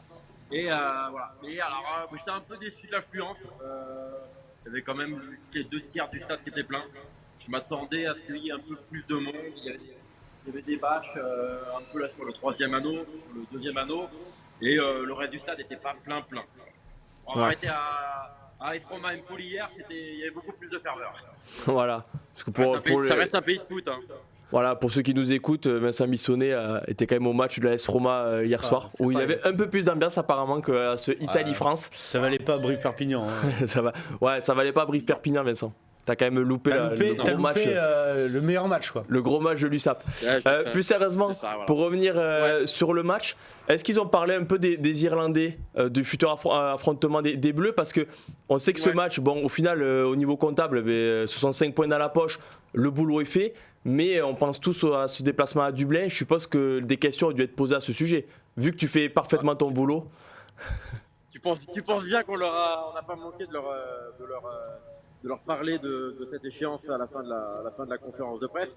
Je posais la question notamment à Antoine Dupont. Je lui dis qu'est-ce que ça t'inspire? Vous allez chez les numéros 1 mondiaux, invaincus depuis 2 ans à domicile, tout ce qu'on fait, quoi.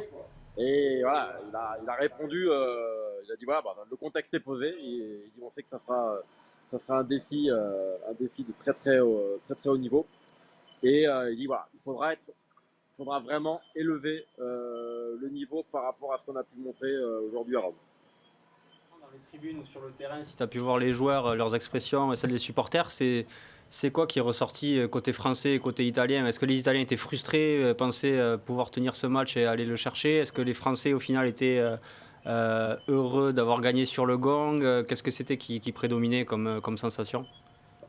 Ouais, c'était bizarre, on sentait que tout le monde était un peu frustré, un peu ouais, chez les Bleus il y avait une forme de soulagement mais qui n'était pas du tout euphorique, quoi. Il y avait comme, je pense, beaucoup de retenue. Et chez les Italiens, il y avait cette frustration d'avoir manqué ces 2-3 dernières occasions. Ils ont vraiment des occasions, des balles de match. Et ils n'arrivent pas à retrouver de l'allant, ils n'arrivent pas à garder de la précision, je pense, avec la fatigue, avec toute la débauche d'énergie. Et c'est vrai qu'au coup de sifflet final, il y a cette impression où personne n'est content, en fait. C'était un peu étrange. Alors je pense qu'au final, avec le recul, les Italiens seront fiers d'eux.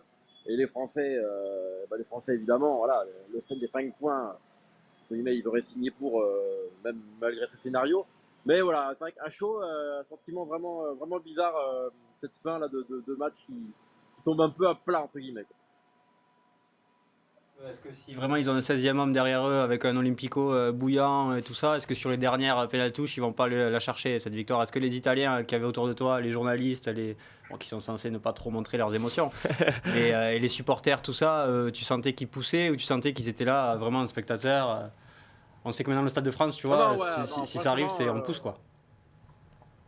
Pas te mentir, en termes d'ambiance, on a eu un peu peur. On a vu le début de match, on s'est dit ça risque de sonner un petit peu creux, même s'il y avait beaucoup de Français quand même. Mais finalement, voilà, une fois que la tournure du match s'est un peu inversée, le speaker d'ailleurs y est allé vraiment de bon cœur. Hein. On peut dire qu'il a fait péter les décibels.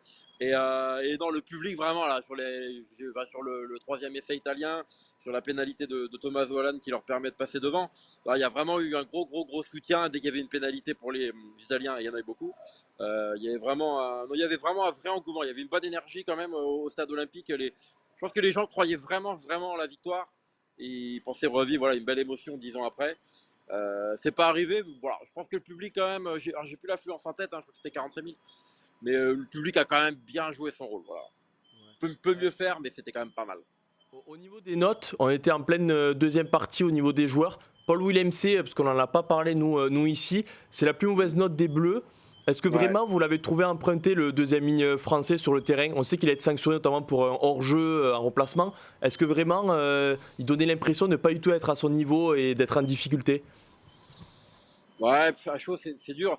Dans l'engagement, on peut rien lui reprocher. On l'a vu, il a essayé dans les rucks, sur les plaquages au près. Il a vraiment donné de sa personne. Mais il a vraiment été très imprécis. Il a été, on l'a vu notamment une faute grossière sur un ruck. Il tombe 2 fois sur le ballon. Il y a des replacements où il n'était pas dans le bon tempo. Ça, il était en forme avec Montpellier. Il sort de très bonne prestation. Lui-même disait que il était vraiment à 100%. Ça fait 11 mois qu'il n'avait pas joué en bleu. Il avait une envie énorme. Mais ouais, ça fait partie des grosses déceptions individuelles. Parce qu'en plus, sa puissance, elle est quand même rare. Et notamment face à une équipe d'Italie qui n'a pas vraiment de joueurs de ce profil. On attendait que ce soit un des fers de lance des Bleus qui mettent de l'avancée, qui marquent l'adversaire. Et aujourd'hui, il est passé, on peut le dire, un peu à côté de son match. Après, il n'y a pas à s'alarmer. Tout le monde peut être dans un moins bon jour. C'était le cas de Paul Willemse aujourd'hui, indiscipliné, un peu imprécis. Bon, je doute pas que c'est peut-être une bonne nouvelle d'un côté. Il sera un peu énervé pour l'Irlande et en Irlande, on en aura encore plus besoin pour tenir le bras de fer. Donc qu'il soit vexé. Un Paul Willemse énervé, ça peut faire mal quand même. Ouais, ça fait mal si t'es irlandais et le croise pas ce soir quand même, on sait jamais, parce que s'il est toujours énervé, tu peux peut-être le regretter. S'il a regardé les notes. Moi j'ai fait les 3 quarts.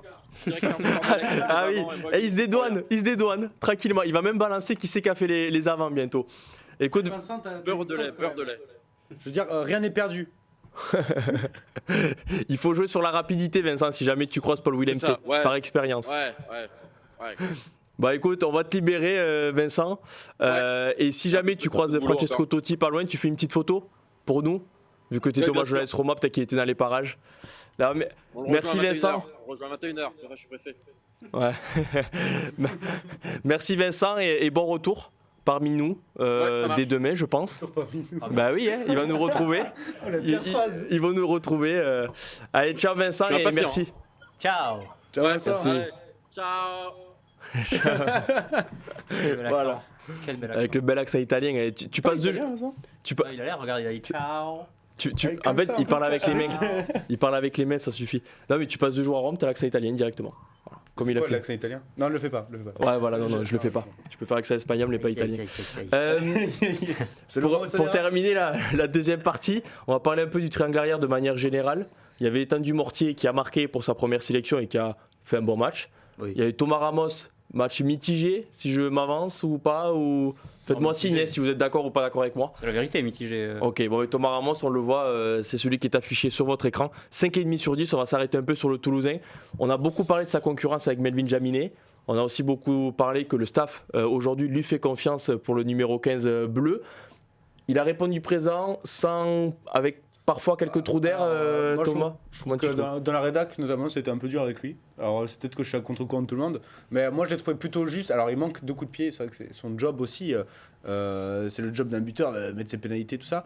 C'était pas très facile non plus. Donc, il manque 2 coups de pied face au perche. Mais plutôt juste techniquement, en fait. Dans une période où on faisait pas mal d'en avant, il a su faire des passes sur un pas, ne pas trop subir quand il était sous pression. Il marque un essai où quand même il faut être opportuniste. J'ai pas le souvenir qu'il ait fait vraiment d'un avant grossier sur un ballon haut. Alors, non, mais si, il en a fait un ou deux quand même. ouais, non, mais il a pas été. C'est la deuxième période sur le côté là, proche de la ligne. C'était pas sur un Stourix quoi, sous les ballots, pour reprendre l'expression d'un tweetos. Comique de répétition. Voilà, comique de répétition. Vous êtes censé rigoler, mais c'est pas grave. C'est rigolo. Apparemment, Astérix, on n'est pas censé rigoler si j'ai bien compris. Oui, déjà. Non mais parce que tu dis que Thomas Ramos a loupé 2 coups de pied, c'est aussi la force de Melvin Jaminet. Ouais, c'est la force des deux. C'est la force des deux. Jaminet, c'est la vraie force de Melvin Jaminet. Ouais, mais Thomas Ramos, à la base, c'est sa force aussi. Hein. Oui, mais bon, après l'Irlande, si on dit... Avant que Melvin Jaminet arrive en France, oui, mais je sais pas... c'était Thomas Ramos le meilleur buteur de Melvin Jaminet a montré que... Enfin, tu vois, Melvin Jaminet, la pénalité à 40 en face des poteaux... Là, tu trouves des excuses toutes faites parce que la France a gagné de 5 points. Si la France perd de 2 points comme si c'était à 60e, qu'est-ce qu'on dit s'il a loupé 6 points? On l'assassine. Non, mais là, alors... Non, mais je veux dire, c'est le match aussi... les Italiens ont loupé plein de points aussi au pied. Oui, mais le problème, le but c'est de gagner le match, donc c'est de faire mieux que l'autre. Si on se dit oui, mais l'autre il l'a fait aussi, donc je peux me permettre de le faire, tu vas pas avancer. Ouais, aujourd'hui, c'est pas pour les comparer, mais je me dis, face à l'Italie, tu étais censé avoir le ballon, là où allait être utile plus Thomas Ramos que Melvin Jaminet. Au final, tu l'as pas du tout eu. Tous les avants, ils sont à 15 plaquages parce que tu as subi. En Irlande, je pense que la dépossession sera plus importante que la repossession, surtout face à un jeu irlandais. Et à ce jeu-là, Melvin Jaminet qui t'envoie des parpaings de 60 mètres et qui peut taper des pénalités de 60 mètres aussi et qui est précis. Je ne dis pas que Melvin Jaminet va faire 100% de tous ses matchs, mais sûr que non, ça lui arrive d'en louper. Tu tues Ramos, tu tues la confiance de Ramos. Et pourquoi je tue Ramos? Et pourquoi le staff n'a pas tué Jaminet du coup aujourd'hui? On dit quoi? Jaminet c'est fini, aujourd'hui il était en tribune, on l'a vu. Là t'as l'excuse de c'est la continuité de novembre.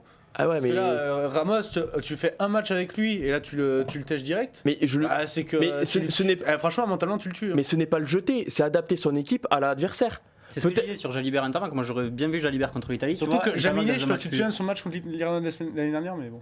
Mais oui, bon, c'est pareil. Ça, c'est vrai, moi je suis assez d'accord, je suis un des plus gros défenseurs de Thomas Ramos. Quand on en discute, je peux pas dire le contraire.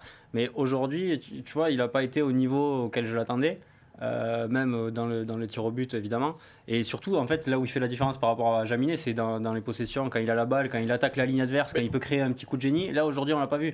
Logique, on a eu personne de la ligne des 3 quarts. Oui, mais bon, face au Perche, c'était lui.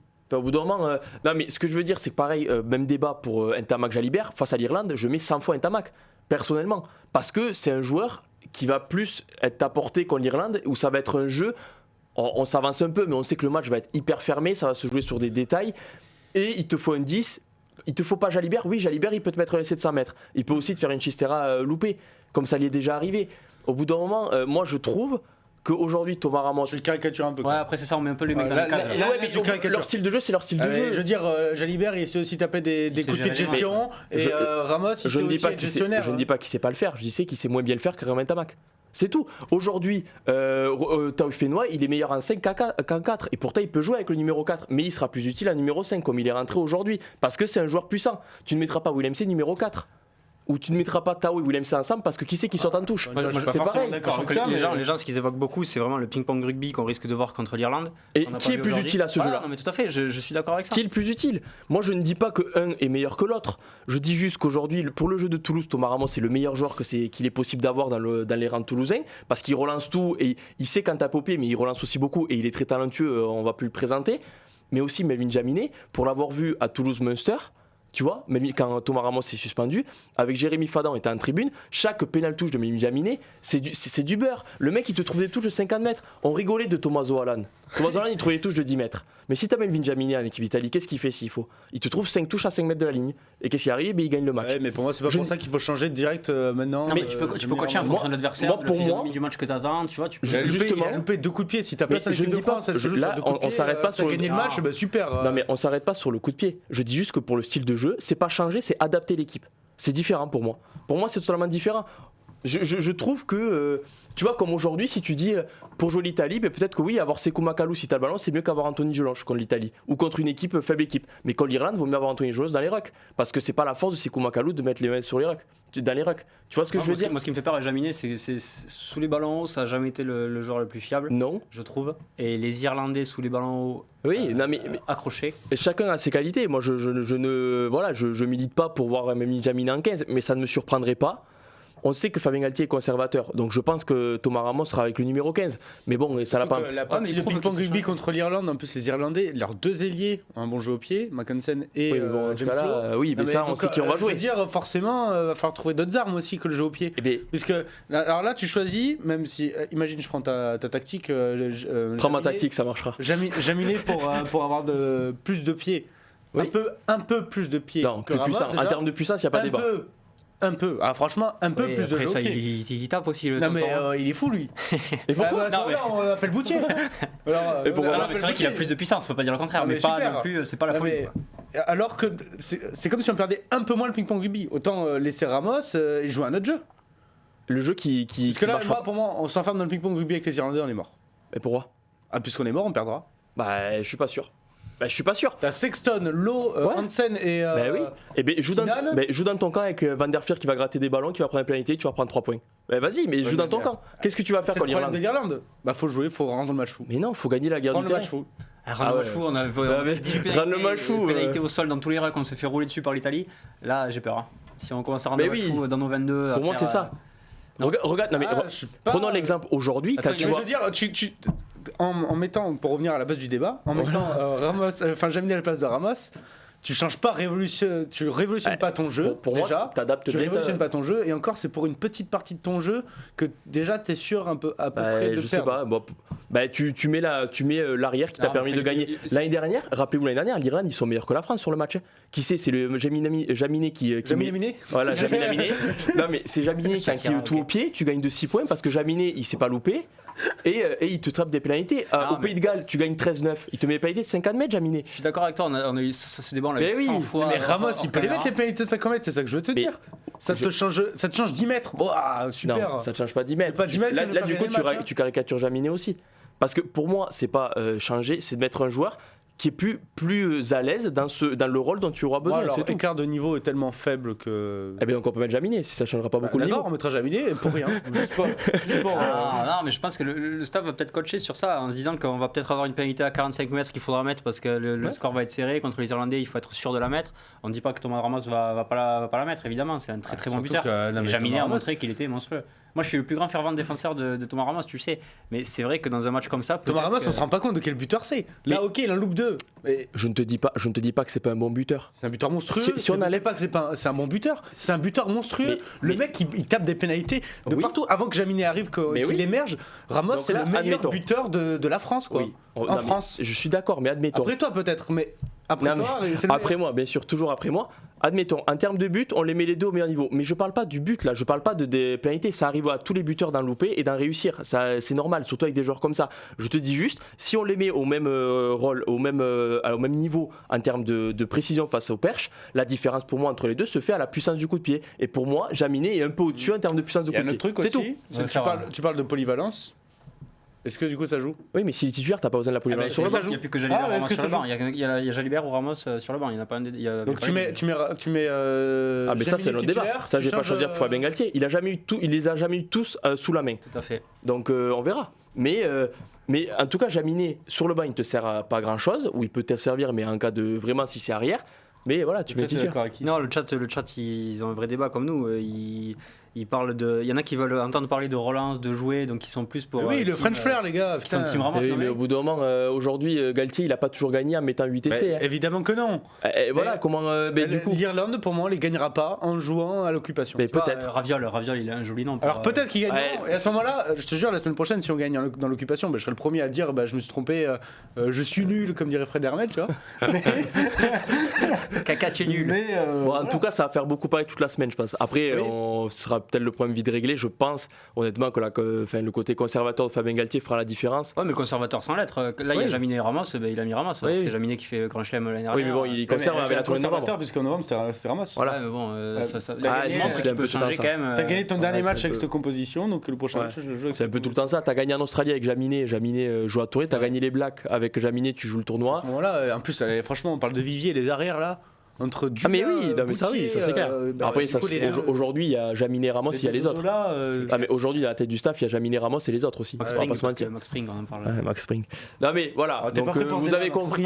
T'es pas prêt pour ce débat. Vous avez compris, ça fera beaucoup parler, ça fait beaucoup parler dans le chat et avec nous, du coup, comme on en débat, ça vous montre ce que c'est la rédaction tous les jours quand même. Ça parle forcément rugby. Ça vous montre qui est le mec qui est tout le temps contre courant. Mais non, mais on a le droit de pas être d'accord, il n'y a pas de problème. On va envoyer du jeu, on va aller gagner. Il est là, les gars, on va siffler dans les rucks. Il vient de Castres, hein, la tête dans la boue, on va gratter là. Oui, mais la tête dans la boue avec un Brennus dans les mains, contrairement à l'UVB. Mais c'est pas grave. Pas mal. Troisième partie, messieurs, et la dernière, on parle de l'Irlande forcément.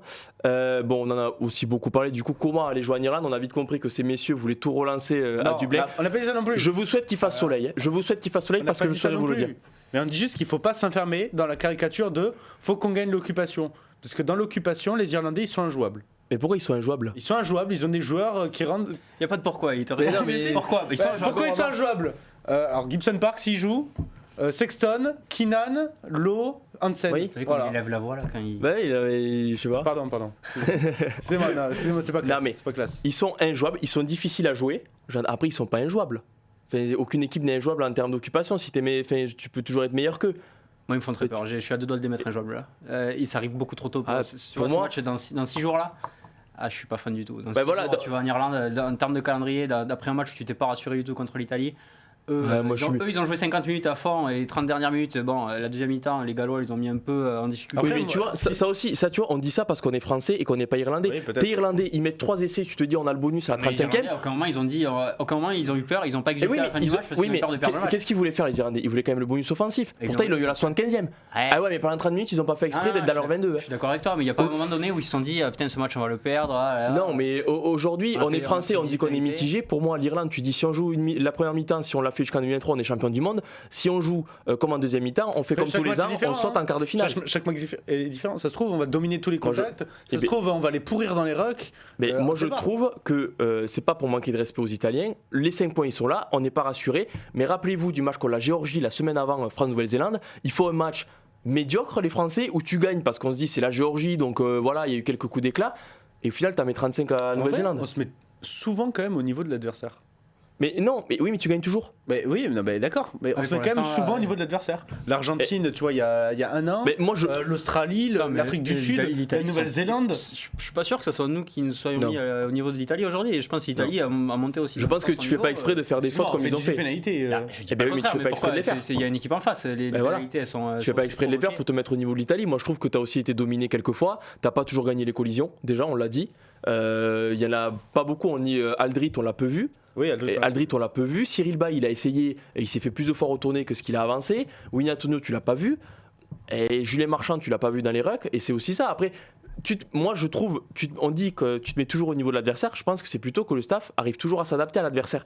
Donc en fait, il joue son jeu, il joue le même jeu que l'adversaire, mais un peu mieux de manière à gagner. De toute façon, on peut pas critiquer pour l'instant. 14, on critique pas, on débat. Non, on critique pas. 14 victoires de suite. 14 victoires de suite, bien sûr. On n'a rien à leur dire. C'est encore ça une fois, et ça je le dis. C'est juste quand on est inquiet, puisqu'on est français, qu'on est chauvin. À chaque fois, je le dis, ça va faire un paquet de victoires que je le dis. J'ai l'impression que cette équipe de France, même quand elle est dans la merde à la fin, il reste 5 minutes, on se dit peut-être qu'on va perdre en Italie encore une fois. Qu'est-ce qui va se passer ? Il gagne toujours à la fin. Il gagne toujours à la fin en ce moment. Toujours, quand c'est l'Irlande qui vient l'année dernière au tournoi de destination, moi je pense honnêtement que s'il reporte avec la victoire, c'est mérité. Sur la physionomie, il y a vraiment match. Il y a plusieurs matchs comme ça. Et à la fin, l'équipe de France a gagné. Ouais. À chaque fois en ce moment, l'équipe de France, il y a un truc, et je pense que mentalement aussi, les Italiens, il y a un truc qui doit se dire, les équipes adverses doivent se dire, de toute façon, on les battra pas, ils sont trop forts. Ou les Français doivent se dire, de toute façon, vous ne nous battrez pas. Ou alors mentalement, tu as un 0 déjà avant de commencer le match. Ou si à la 60e, il n'y a qu'un point d'écart, même en ta faveur contre les Français, mais tu n'as toujours pas dans ta tête. Mais tu vois, c'est un peu la même chose qui arrive à l'Irlande aussi. Enfin, l'Irlande, dans d'autres circonstances, ils gagnent pas en fin de match, mais il y a l'impression de ils sont injouables et tout. Ouais. Donc là, ça va être un peu le clash des deux équipes. Tu vois, moi, c'est pareil. En fait, c'est qu'on a été impressionné par la première mi-temps contre les Irlandais, mais en soi, les Gallois, on sait ce que ça vaut aujourd'hui. Et on se dit, peut-être que la France aurait pris ces Gallois hier, ils leur en mettent 40. Tu vois, en première mi-temps, les Gallois, c'est même pas 18 fautes qu'ils ont dû faire. Enfin, c'était catastrophique. Ils ont fait 12 fautes, je crois, en 25 minutes. Ils se sont réveillés. Donc tu te dis. D'un côté, t'as l'Italie, d'un côté, t'as le Pays de Galles. Et quand tu vois le match Écosse-Angleterre, t'as presque envie de dire que l'Italie et le Pays de Galles, aujourd'hui, c'est les deux nations les plus faibles sur le terrain, en tout cas, de ce tournoi. Donc tu te dis, la semaine prochaine. C'est sûr même. Ouais, c'est sûr, oui. L'Écosse, franchement, ils ont des bons joueurs et tout. C'est sûr que l'Écosse c'est au-dessus. Ils ont des bons joueurs, après ils n'ont pas les joueurs écossais. Bon, c'est différent. Mais L'Écosse, on connaît, ils tapent l'Angleterre. Ils vont perdre 6-10 la semaine prochaine contre les Gallois. Si c'est les Écossais, ils sont capables de faire. Oui, ils sont. Putain, t'as vu ma preview, toi? Ouais, peut-être que je regarde. fait sa promo. Non, mais c'est la question que j'ai posée à Maxime Macheneau. Pour vous, la France sera outsider ou favorite en Irlande? T'es outsider complet? On est outsider pour moi. Pour moi, les favoris. On est favoris. Bon, après, en même temps, ça se tient. Déjà, dans le chat, tu dis déjà. 13 victoires de suite, on est favoris. 14 victoires de suite. On est favoris. On est favoris et les gens, ils sont plus en mode. Wow, est-ce que l'Irlande va battre la France est-ce que l'Irlande va battre que la France va battre l'Irlande? Ils sont comment les gens? Il est obligé de. C'est pas mal. J'avais une situation pour que. J'ai envie de te dire, je pense qu'aujourd'hui l'Irlande et la France sont quasiment même au même niveau. Moi je trouve. C'est les deux meilleures équipes du monde. Et ensuite c'est l'apport, c'est le domicile extérieur qui prime. L'année dernière la France a gagné. Parce que je pense que tu étais au Stade de France, tu fais un bon début de match, tu tiens de 6 points parce que je crois que c'est 30-24 le score final. Mais je pense que la semaine prochaine, le match, il est aux Irlandais parce que c'est à Dublin, qu'ils auront quelque chose en plus. Et c'est, pour appuyer mon argument, c'est ce qui me rassure, c'est que la Coupe du Monde, elle est en France. Et que si jamais tu dois croiser les Irlandais en quart de finale, tu auras le public de ton côté. J'espère qu'on aura les arbitres aussi. Ah oui, bon, mais t'en es là. On en est là du coup.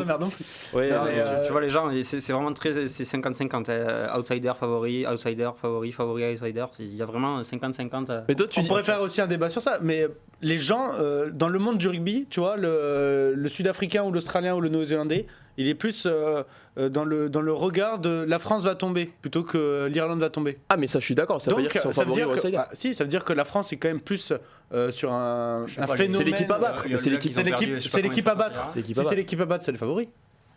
Pas pour moi. Pour moi, si. C'est pas mal sa fin de phrase, il a été bon. Mais non, mais pourquoi c'est l'équipe à battre? Parce qu'il y a une série de 14 matchs. Mais par exemple, admettons, tu joues 14 fois, ce qui n'est pas le cas, mais tu gagnes 14 matchs contre des nations mineures. Mais quand Noël c'est l'équipe à battre, c'est parce qu'elle a été favorite sur tous les matchs. Est-ce que Galtier a pas perdu contre l'Irlande encore? Non. On est un peu la bête noire de ce Irlande. Oui. Mais il y a 2 ans, tu as gagné à Dublin. Je crois que c'est ça qui dit un peu sur. Ouais, non, mais. Il y a 2 ans, tu as gagné à Dublin. Là, tu vois, on parlait d'ascendant psychologique. Là, concrètement, je pense que contre eux, on l'a. L'année dernière, ils sont cassés. Ouais, alors qu'au contraire, les Irlandais, en amont de ce tournoi, ont toujours dit nous, on les craint pas, on est sûr de nos forces. Oui. Et sur croisé un Irlandais hier dans le métro, il m'a dit on va vous taper, on va gagner la Coupe du Monde chez vous. C'est vrai en plus. Il t'a dit ça. Il m'a dit ça. En anglais, hein. Il croit. Ah ouais. Il y croit. On dira pas à quelle heure. Non, mais... t'as compris ce qu'il avait dit. C'est bon, c'est ça. En fait, c'était un Italien, mais bon, il a pas compris. Il a fait ça, il a compris. Ah, c'est ça. Non, mais moi, il est habillé en vert. Donc non, mais c'est vrai que c'est un vrai débat. La France est-elle favorite ou pas? Pourquoi? Parce que c'est la finale du tournoi. On n'est pas là. Deuxième journée.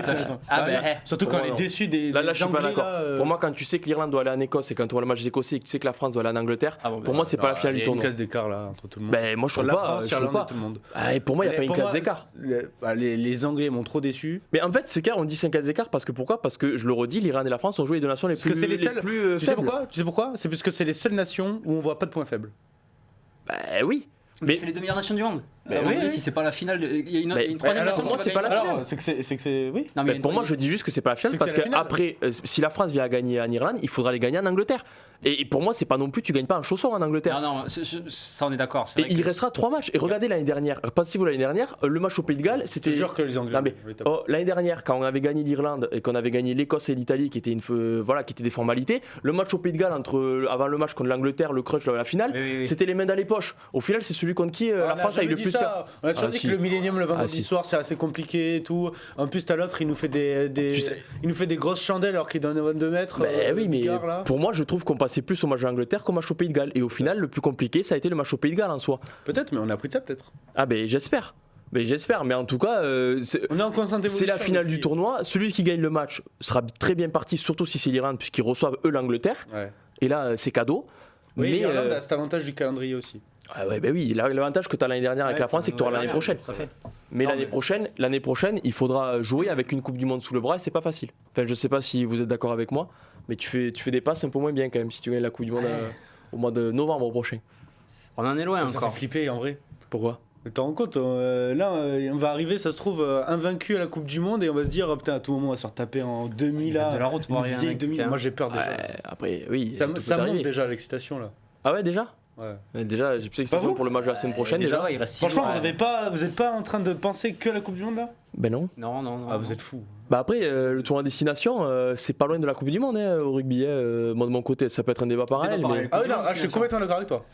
Mais après, c'est tous les ans la destination, la Coupe du Monde c'est alors tous les 4 ans. Ah non, voilà. on peut l'avoir le débat. Oui, oui, mais c'est aussi la. Ça va être le débat quand il y aura la Coupe du Monde des clubs plus tard. C'est aussi la Coupe d'Europe, la Coupe du Monde des c'est clubs. aussi un peu là où on voit la faiblesse du rugby, c'est qu'on débattra toujours des mêmes équipes en quart de finale. Voilà. Tu débats toujours des mêmes matchs en destination. Oui, mais ces équipes-là seront en quart de finale. Une grande partie. En 2019. De quoi? Le Japon. Oui, le Japon, mais ils étaient chez eux. Oui, non, mais je suis d'accord. Ficou, il a joué 40 matchs dans le tournoi destination et quand il aura joué 40 matchs de Coupe du Monde. Mais il pourra pas. Jusque-là, oui. Ça se trouve, lui, qui c'est qui disait ça? Il y a un ancien international français qui avait dit ça. De quoi? C'est pas Nyanga ou un truc comme ça. De quoi? Qui avait dit qu'il préférait le tournoi. C'est Damien Traille. Là, je rigole pas, c'est Damien Traille, je m'en rappelle. Voilà, c'était Damien Traille qui l'avait dit à Tristan Fire, qu'on embrasse aussi. Tristan Fire. C'est pour ça.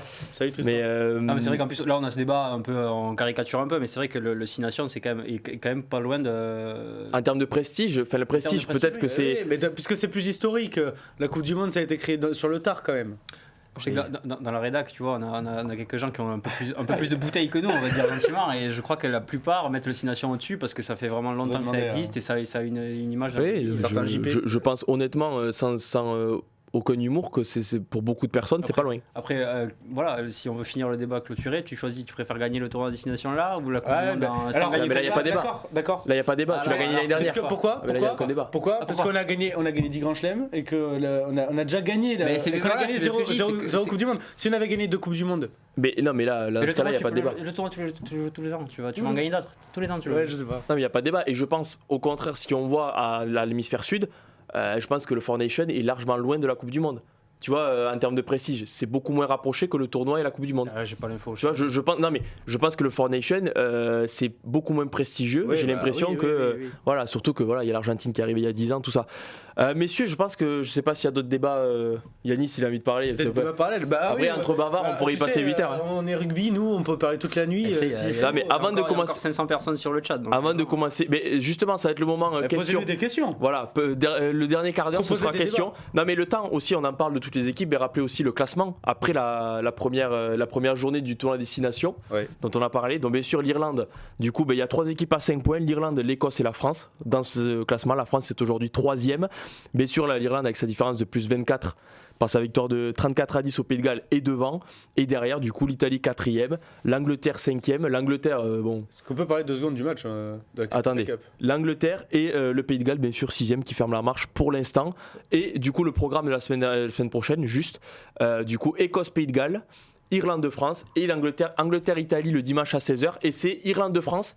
Je trouve ça un peu surprenant, mais bon, Irlande-France à 15h15 le samedi. Avant Écosse-Pays de Galles à 17h45. Comme entré dans le vif du sujet. Voilà, et on sera en 3e mi-temps avec Écosse-Pays de Galles en fond.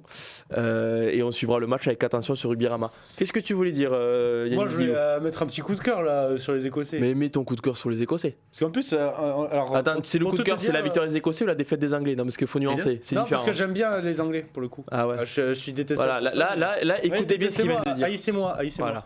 Mais en plus, j'ai regardé le match avec la personne à ma gauche et j'étais en train de un peu critiquer Dwayne Van der Merwe en disant c'est un monstre offensivement, mais il sait pas défendre. L'action d'après, le mec, il bat 8 défenseurs. On s'en fout pas, mais il défend assez. Bon, alors déjà, quelle légende. Personne s'est plaqué du côté anglais, je pense que moi je le plaquais. Oh là là, ça fait 2 phrases qu'il faut que vous reteniez quand même.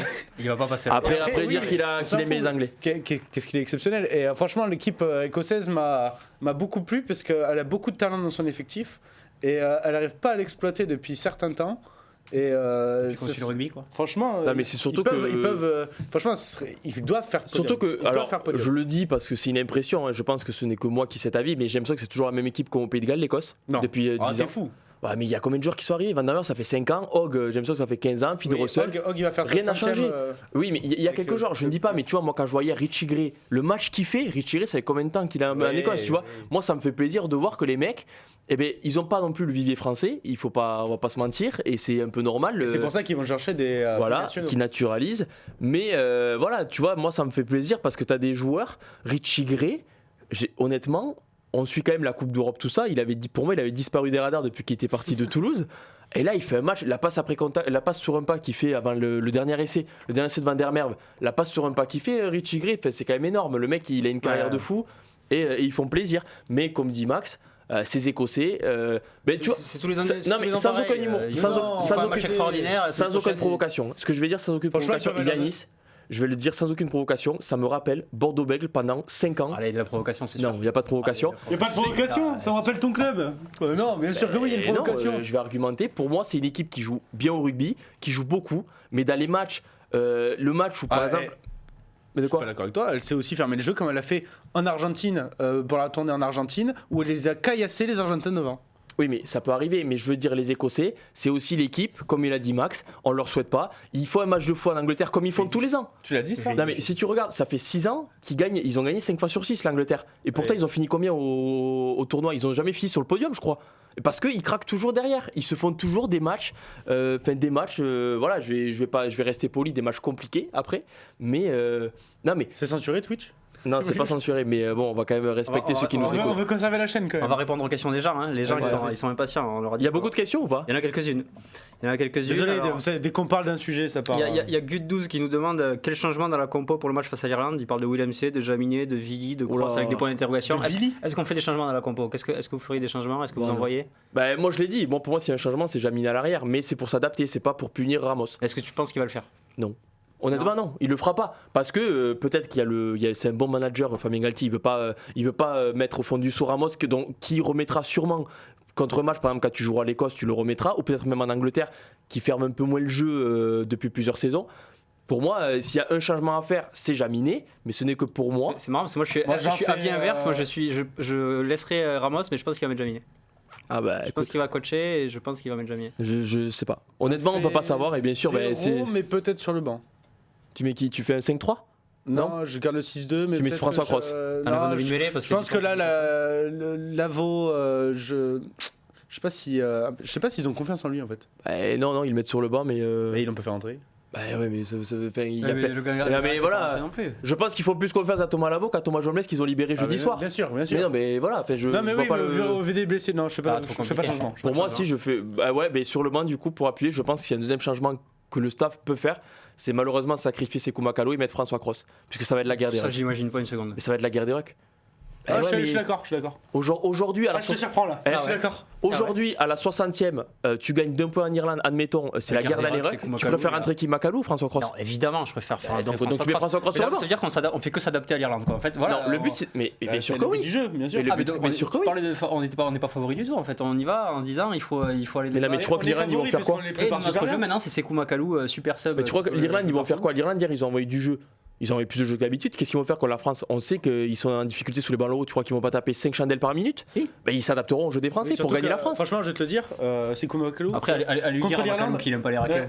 C'est un joueur exceptionnel. T'as un énorme joueur, Sekou, mais il le fera jamais rentrer à l'aile contre l'Irlande. Là, si tu veux parler d'occupation. Sauf s'il y a problème. Avec Sekou Makalo. Si du mortier, il fait super. Et si t'as la nécessité, tu rentres qui si du mortier se pète ? Tu décales quelqu'un, tu décales Moefana. Moi, tu veux que je te dise ? Ntamak, tu mets Javier Bernardis, mais tu changes trois postes là. Mais ils sont partis pour Makalo remplaçant la Guise. C'est pareil, oui, avec la polyvalence de joueurs, on peut faire tout et n'importe quoi, tout peut fonctionner, mais moi je fais ça.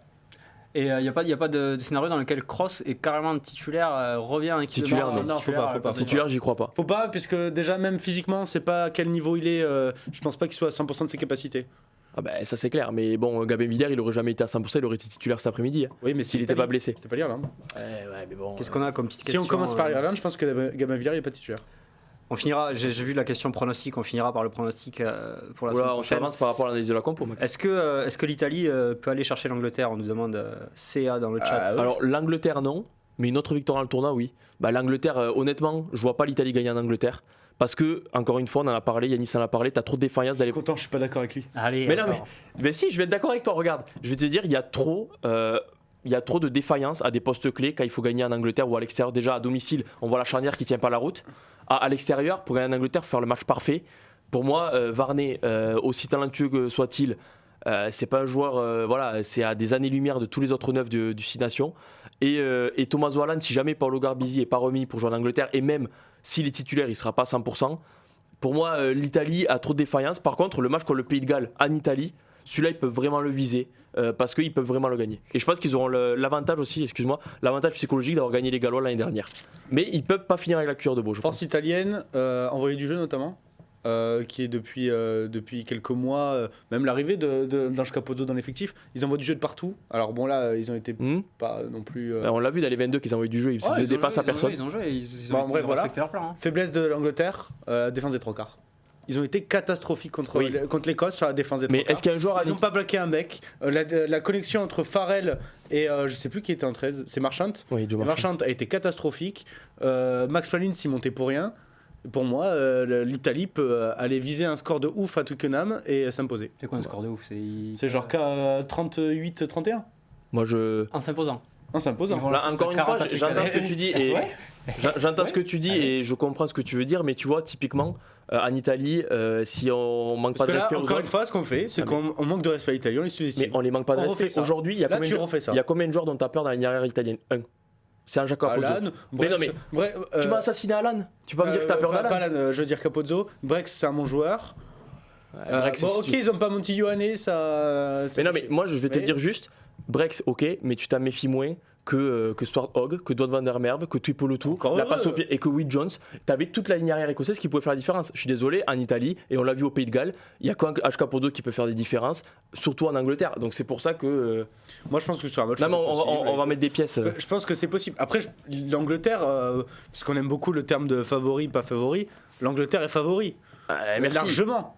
Mais l'Italie peut le faire. Avant-dernière question, messieurs. Je pense que si elle doit le faire, c'est comme ça. C'est comme ça. Les 4 ou 5 derniers matchs, l'équipe de France gagne dans la douleur. Est-ce qu'on ne surclasse pas, je pense qu'il veut dire, est-ce qu'on ne voit pas trop belle notre équipe en ce moment? Non. C'est un peu dur pour l'équipe de France. Mais la question mérite d'être posée. On va le dire, il y a 5 ans, on les perdait tous de 4 points. Bah oui, elle est défaite encourageante, on les a connues mais déjà. justement, et c'est ce que je voulais dire à Vincent Bissonnet, c'est qu'aujourd'hui, l'Italie, par sa progression, elle a chopé l'étiquette de la défaite encourageante. Aujourd'hui, ils sont heureux de perdre 5 points contre la France. Ils ont peut-être raison. C'est quand même une progression. Oui, mais ils ont peut-être raison, mais ça prouve où était la France il y a 5-6 ans. Quand tu perdais contre l'Afrique du Sud à la 83e minute, alors que tu gagnais tout le match. Ce match, on le perd là. Quand tu allais. Pas forcément, parce que ce match, il y a 5 ans, on sait pas. Après, remarque, ce match, on l'a un peu vécu en 2016 en vrai. Pour moi, c'est une énorme force de gagner tous les matchs à la fin, et c'est aussi que tu as des joueurs exceptionnels comme Damien Penaud. Si c'est pas Penaud, tu gagnes pas l'Australie. Mais tu peux pas. On les a les joueurs. Si c'est pas Damien Penaud, avec des si, on met Paris en bouteille, comme dirait la. Oui, c'est ce que je dis. Sauf que là, on a Damien Penaud, là, on a des match winners, et on gagne. Et puis 14 victoires de suite. On disait sur la force mentale, là, on devient une équipe. C'est que comment on peut être inquiété déjà après nous, ce qu'on a vécu dans les années 2010? Comment on peut être inquiet là pour l'équipe de France? On n'a jamais été aussi bon. Non, mais personne n'est inquiet, je pense. Là. Justement, c'est la question, non? La question, c'est est-ce qu'on met l'équipe de France ce que je veux dire, c'est que cette série nous a rendu perfectionnistes à mort, ce qu'on n'était pas il y a 5-6 ans avec l'équipe de France. Il y a 5-6 ans, tu gagnais avec le Moïse France en Italie, tu faisais le boulot. Voilà. Aujourd'hui, on attend juste qu'Antoine Dupont il traverse le terrain, on attend juste qu'il mette 8 essais. Je pense que quand il dit ça, tu vois, la personne dans le chat qui a dit ça, c'est peut-être qu'il s'attend à ce qu'on en mette 50 à l'Italie, comme on aurait pu en mettre 50 au Japon. Alors, avec qui, sous Fabien Galtier, contre qui on a mis 50 pions? Personne. Mais on fait que gagner.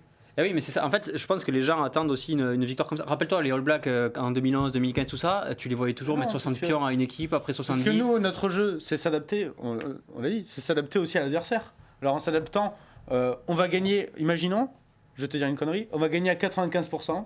95% du temps, on va gagner le match. Mais on mettra jamais de gros scores. Et vaut mieux faire ça plutôt que gagner seulement à 80% du temps les matchs, mais en mettant parfois des énormes scores. Non, mais on est d'accord, à la fin, de toute façon, c'est la victoire qui prime. Oui, déjà. Donc inquiet, non.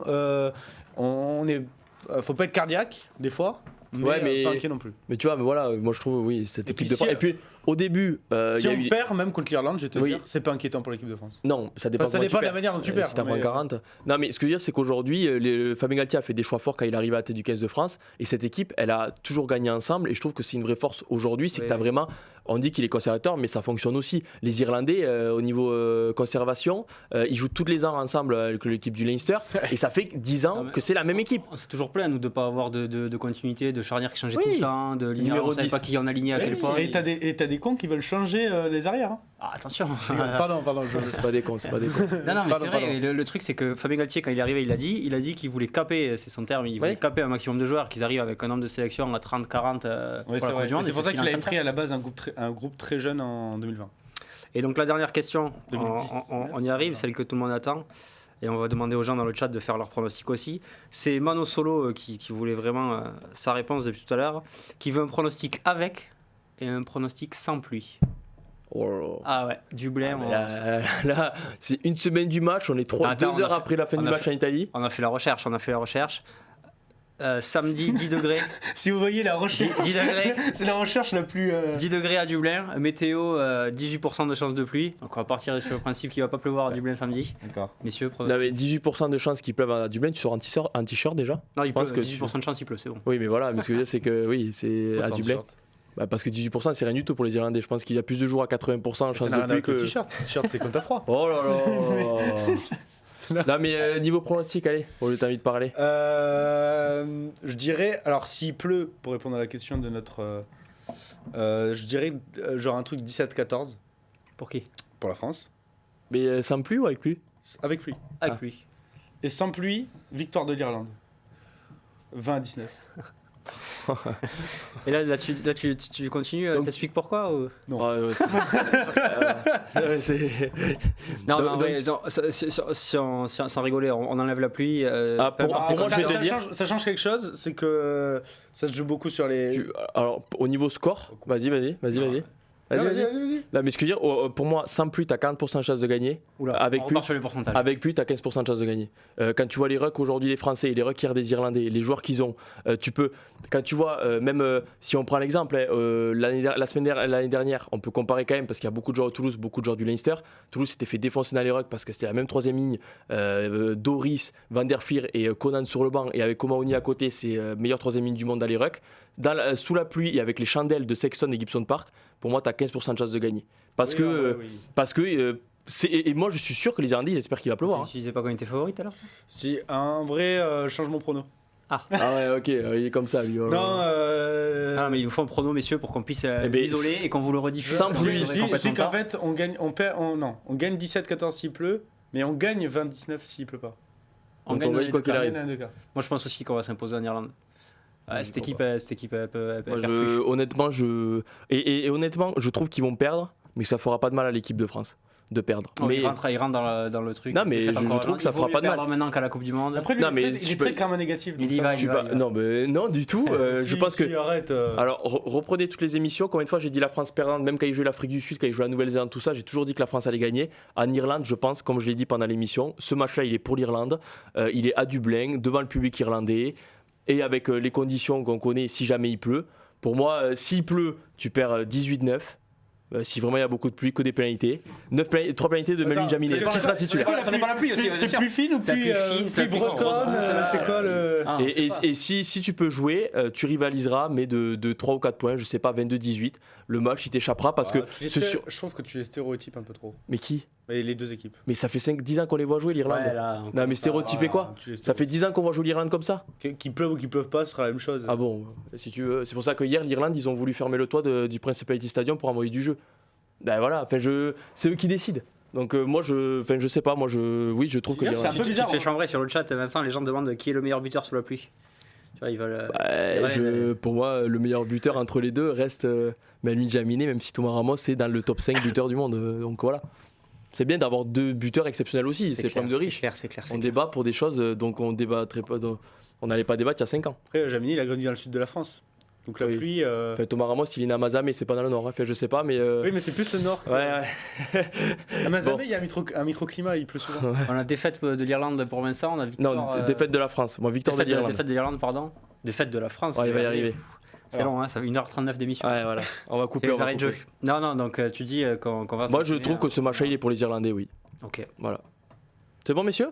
Pronostic? Ouais. Non, victoire de la France. Victoire de la France. Je le souhaite, mais voilà, je trouve. Moi, dans les pronos que vous avez pu retrouver sur Rugbyrama, nos pronos de tout le tournoi, je l'ai un peu annoncé. J'ai dit que la France allait gagner à Twickenham parce que c'est là où n'a jamais gagné Fabien Galtier pour l'instant depuis qu'il est à la tête du 15 de France. Oui, tout à fait. Oui, mais tu peux le dire à Wabas si tu t'es contredit souvent dans cette émission. C'est vrai que j'ai mis l'Irlande qui gagnait le tournoi. Bah alors, j'ai pas dit qu'il gagnait en. Oui, c'est bon. L'émission est déjà assez longue. C'est voilà, n'importe quoi. Il est perdu. Là, mais voilà. Mais merci messieurs. Je pense que c'est le moment. On a vu que t'étais supporter irlandais. C'est exactement ce qu'il dit. Tu vois, c'est le dernier commentaire du chat. Il a mis un pulver. Supporter irlandais. Non, mais je pronostique l'Irlande, mais j'espère que la France va gagner quand même. Et s'ils gagnent, là vraiment, c'est on met tous le genou au sol. Il parle anglais comme un Irlandais quand même. Je l'ai entendu parler anglais, Vincent Franco. Je peux te dire. Ouais, je parle mieux italien. Il y a des vaches espagnoles qui parlent mieux. Je parle mieux italien. Je parle mieux italien qu'irlandais. Bon, merci messieurs. Merci à toi. Voilà, merci pour cette émission longue, mais bon, c'était la première sur le studio, donc alors, on a pris plaisir. Vous étiez nombreux sur le chat. Ouais. J'avoue que j'ai pas eu le nombre exact devant les yeux, comme j'avais d'habitude. C'était un sacré paquet, 500. Mais c'est très bien. Et retenez surtout les dates. C'est jeudi prochain, 19h pour l'analyse de la compo, avec Melvin Jaminet ou Thomas Ramos, on ne sait pas, et ça fera encore débat.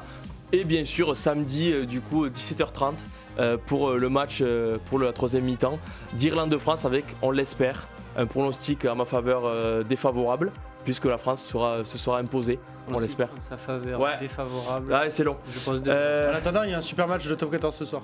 Oui voilà. Et ce soir, restez sur Rugby Rama, il y a Stade Français Bordeaux pour clôturer la journée top 14 avec un gros match. C'est vrai Yanis, tu fais bien de le rappeler.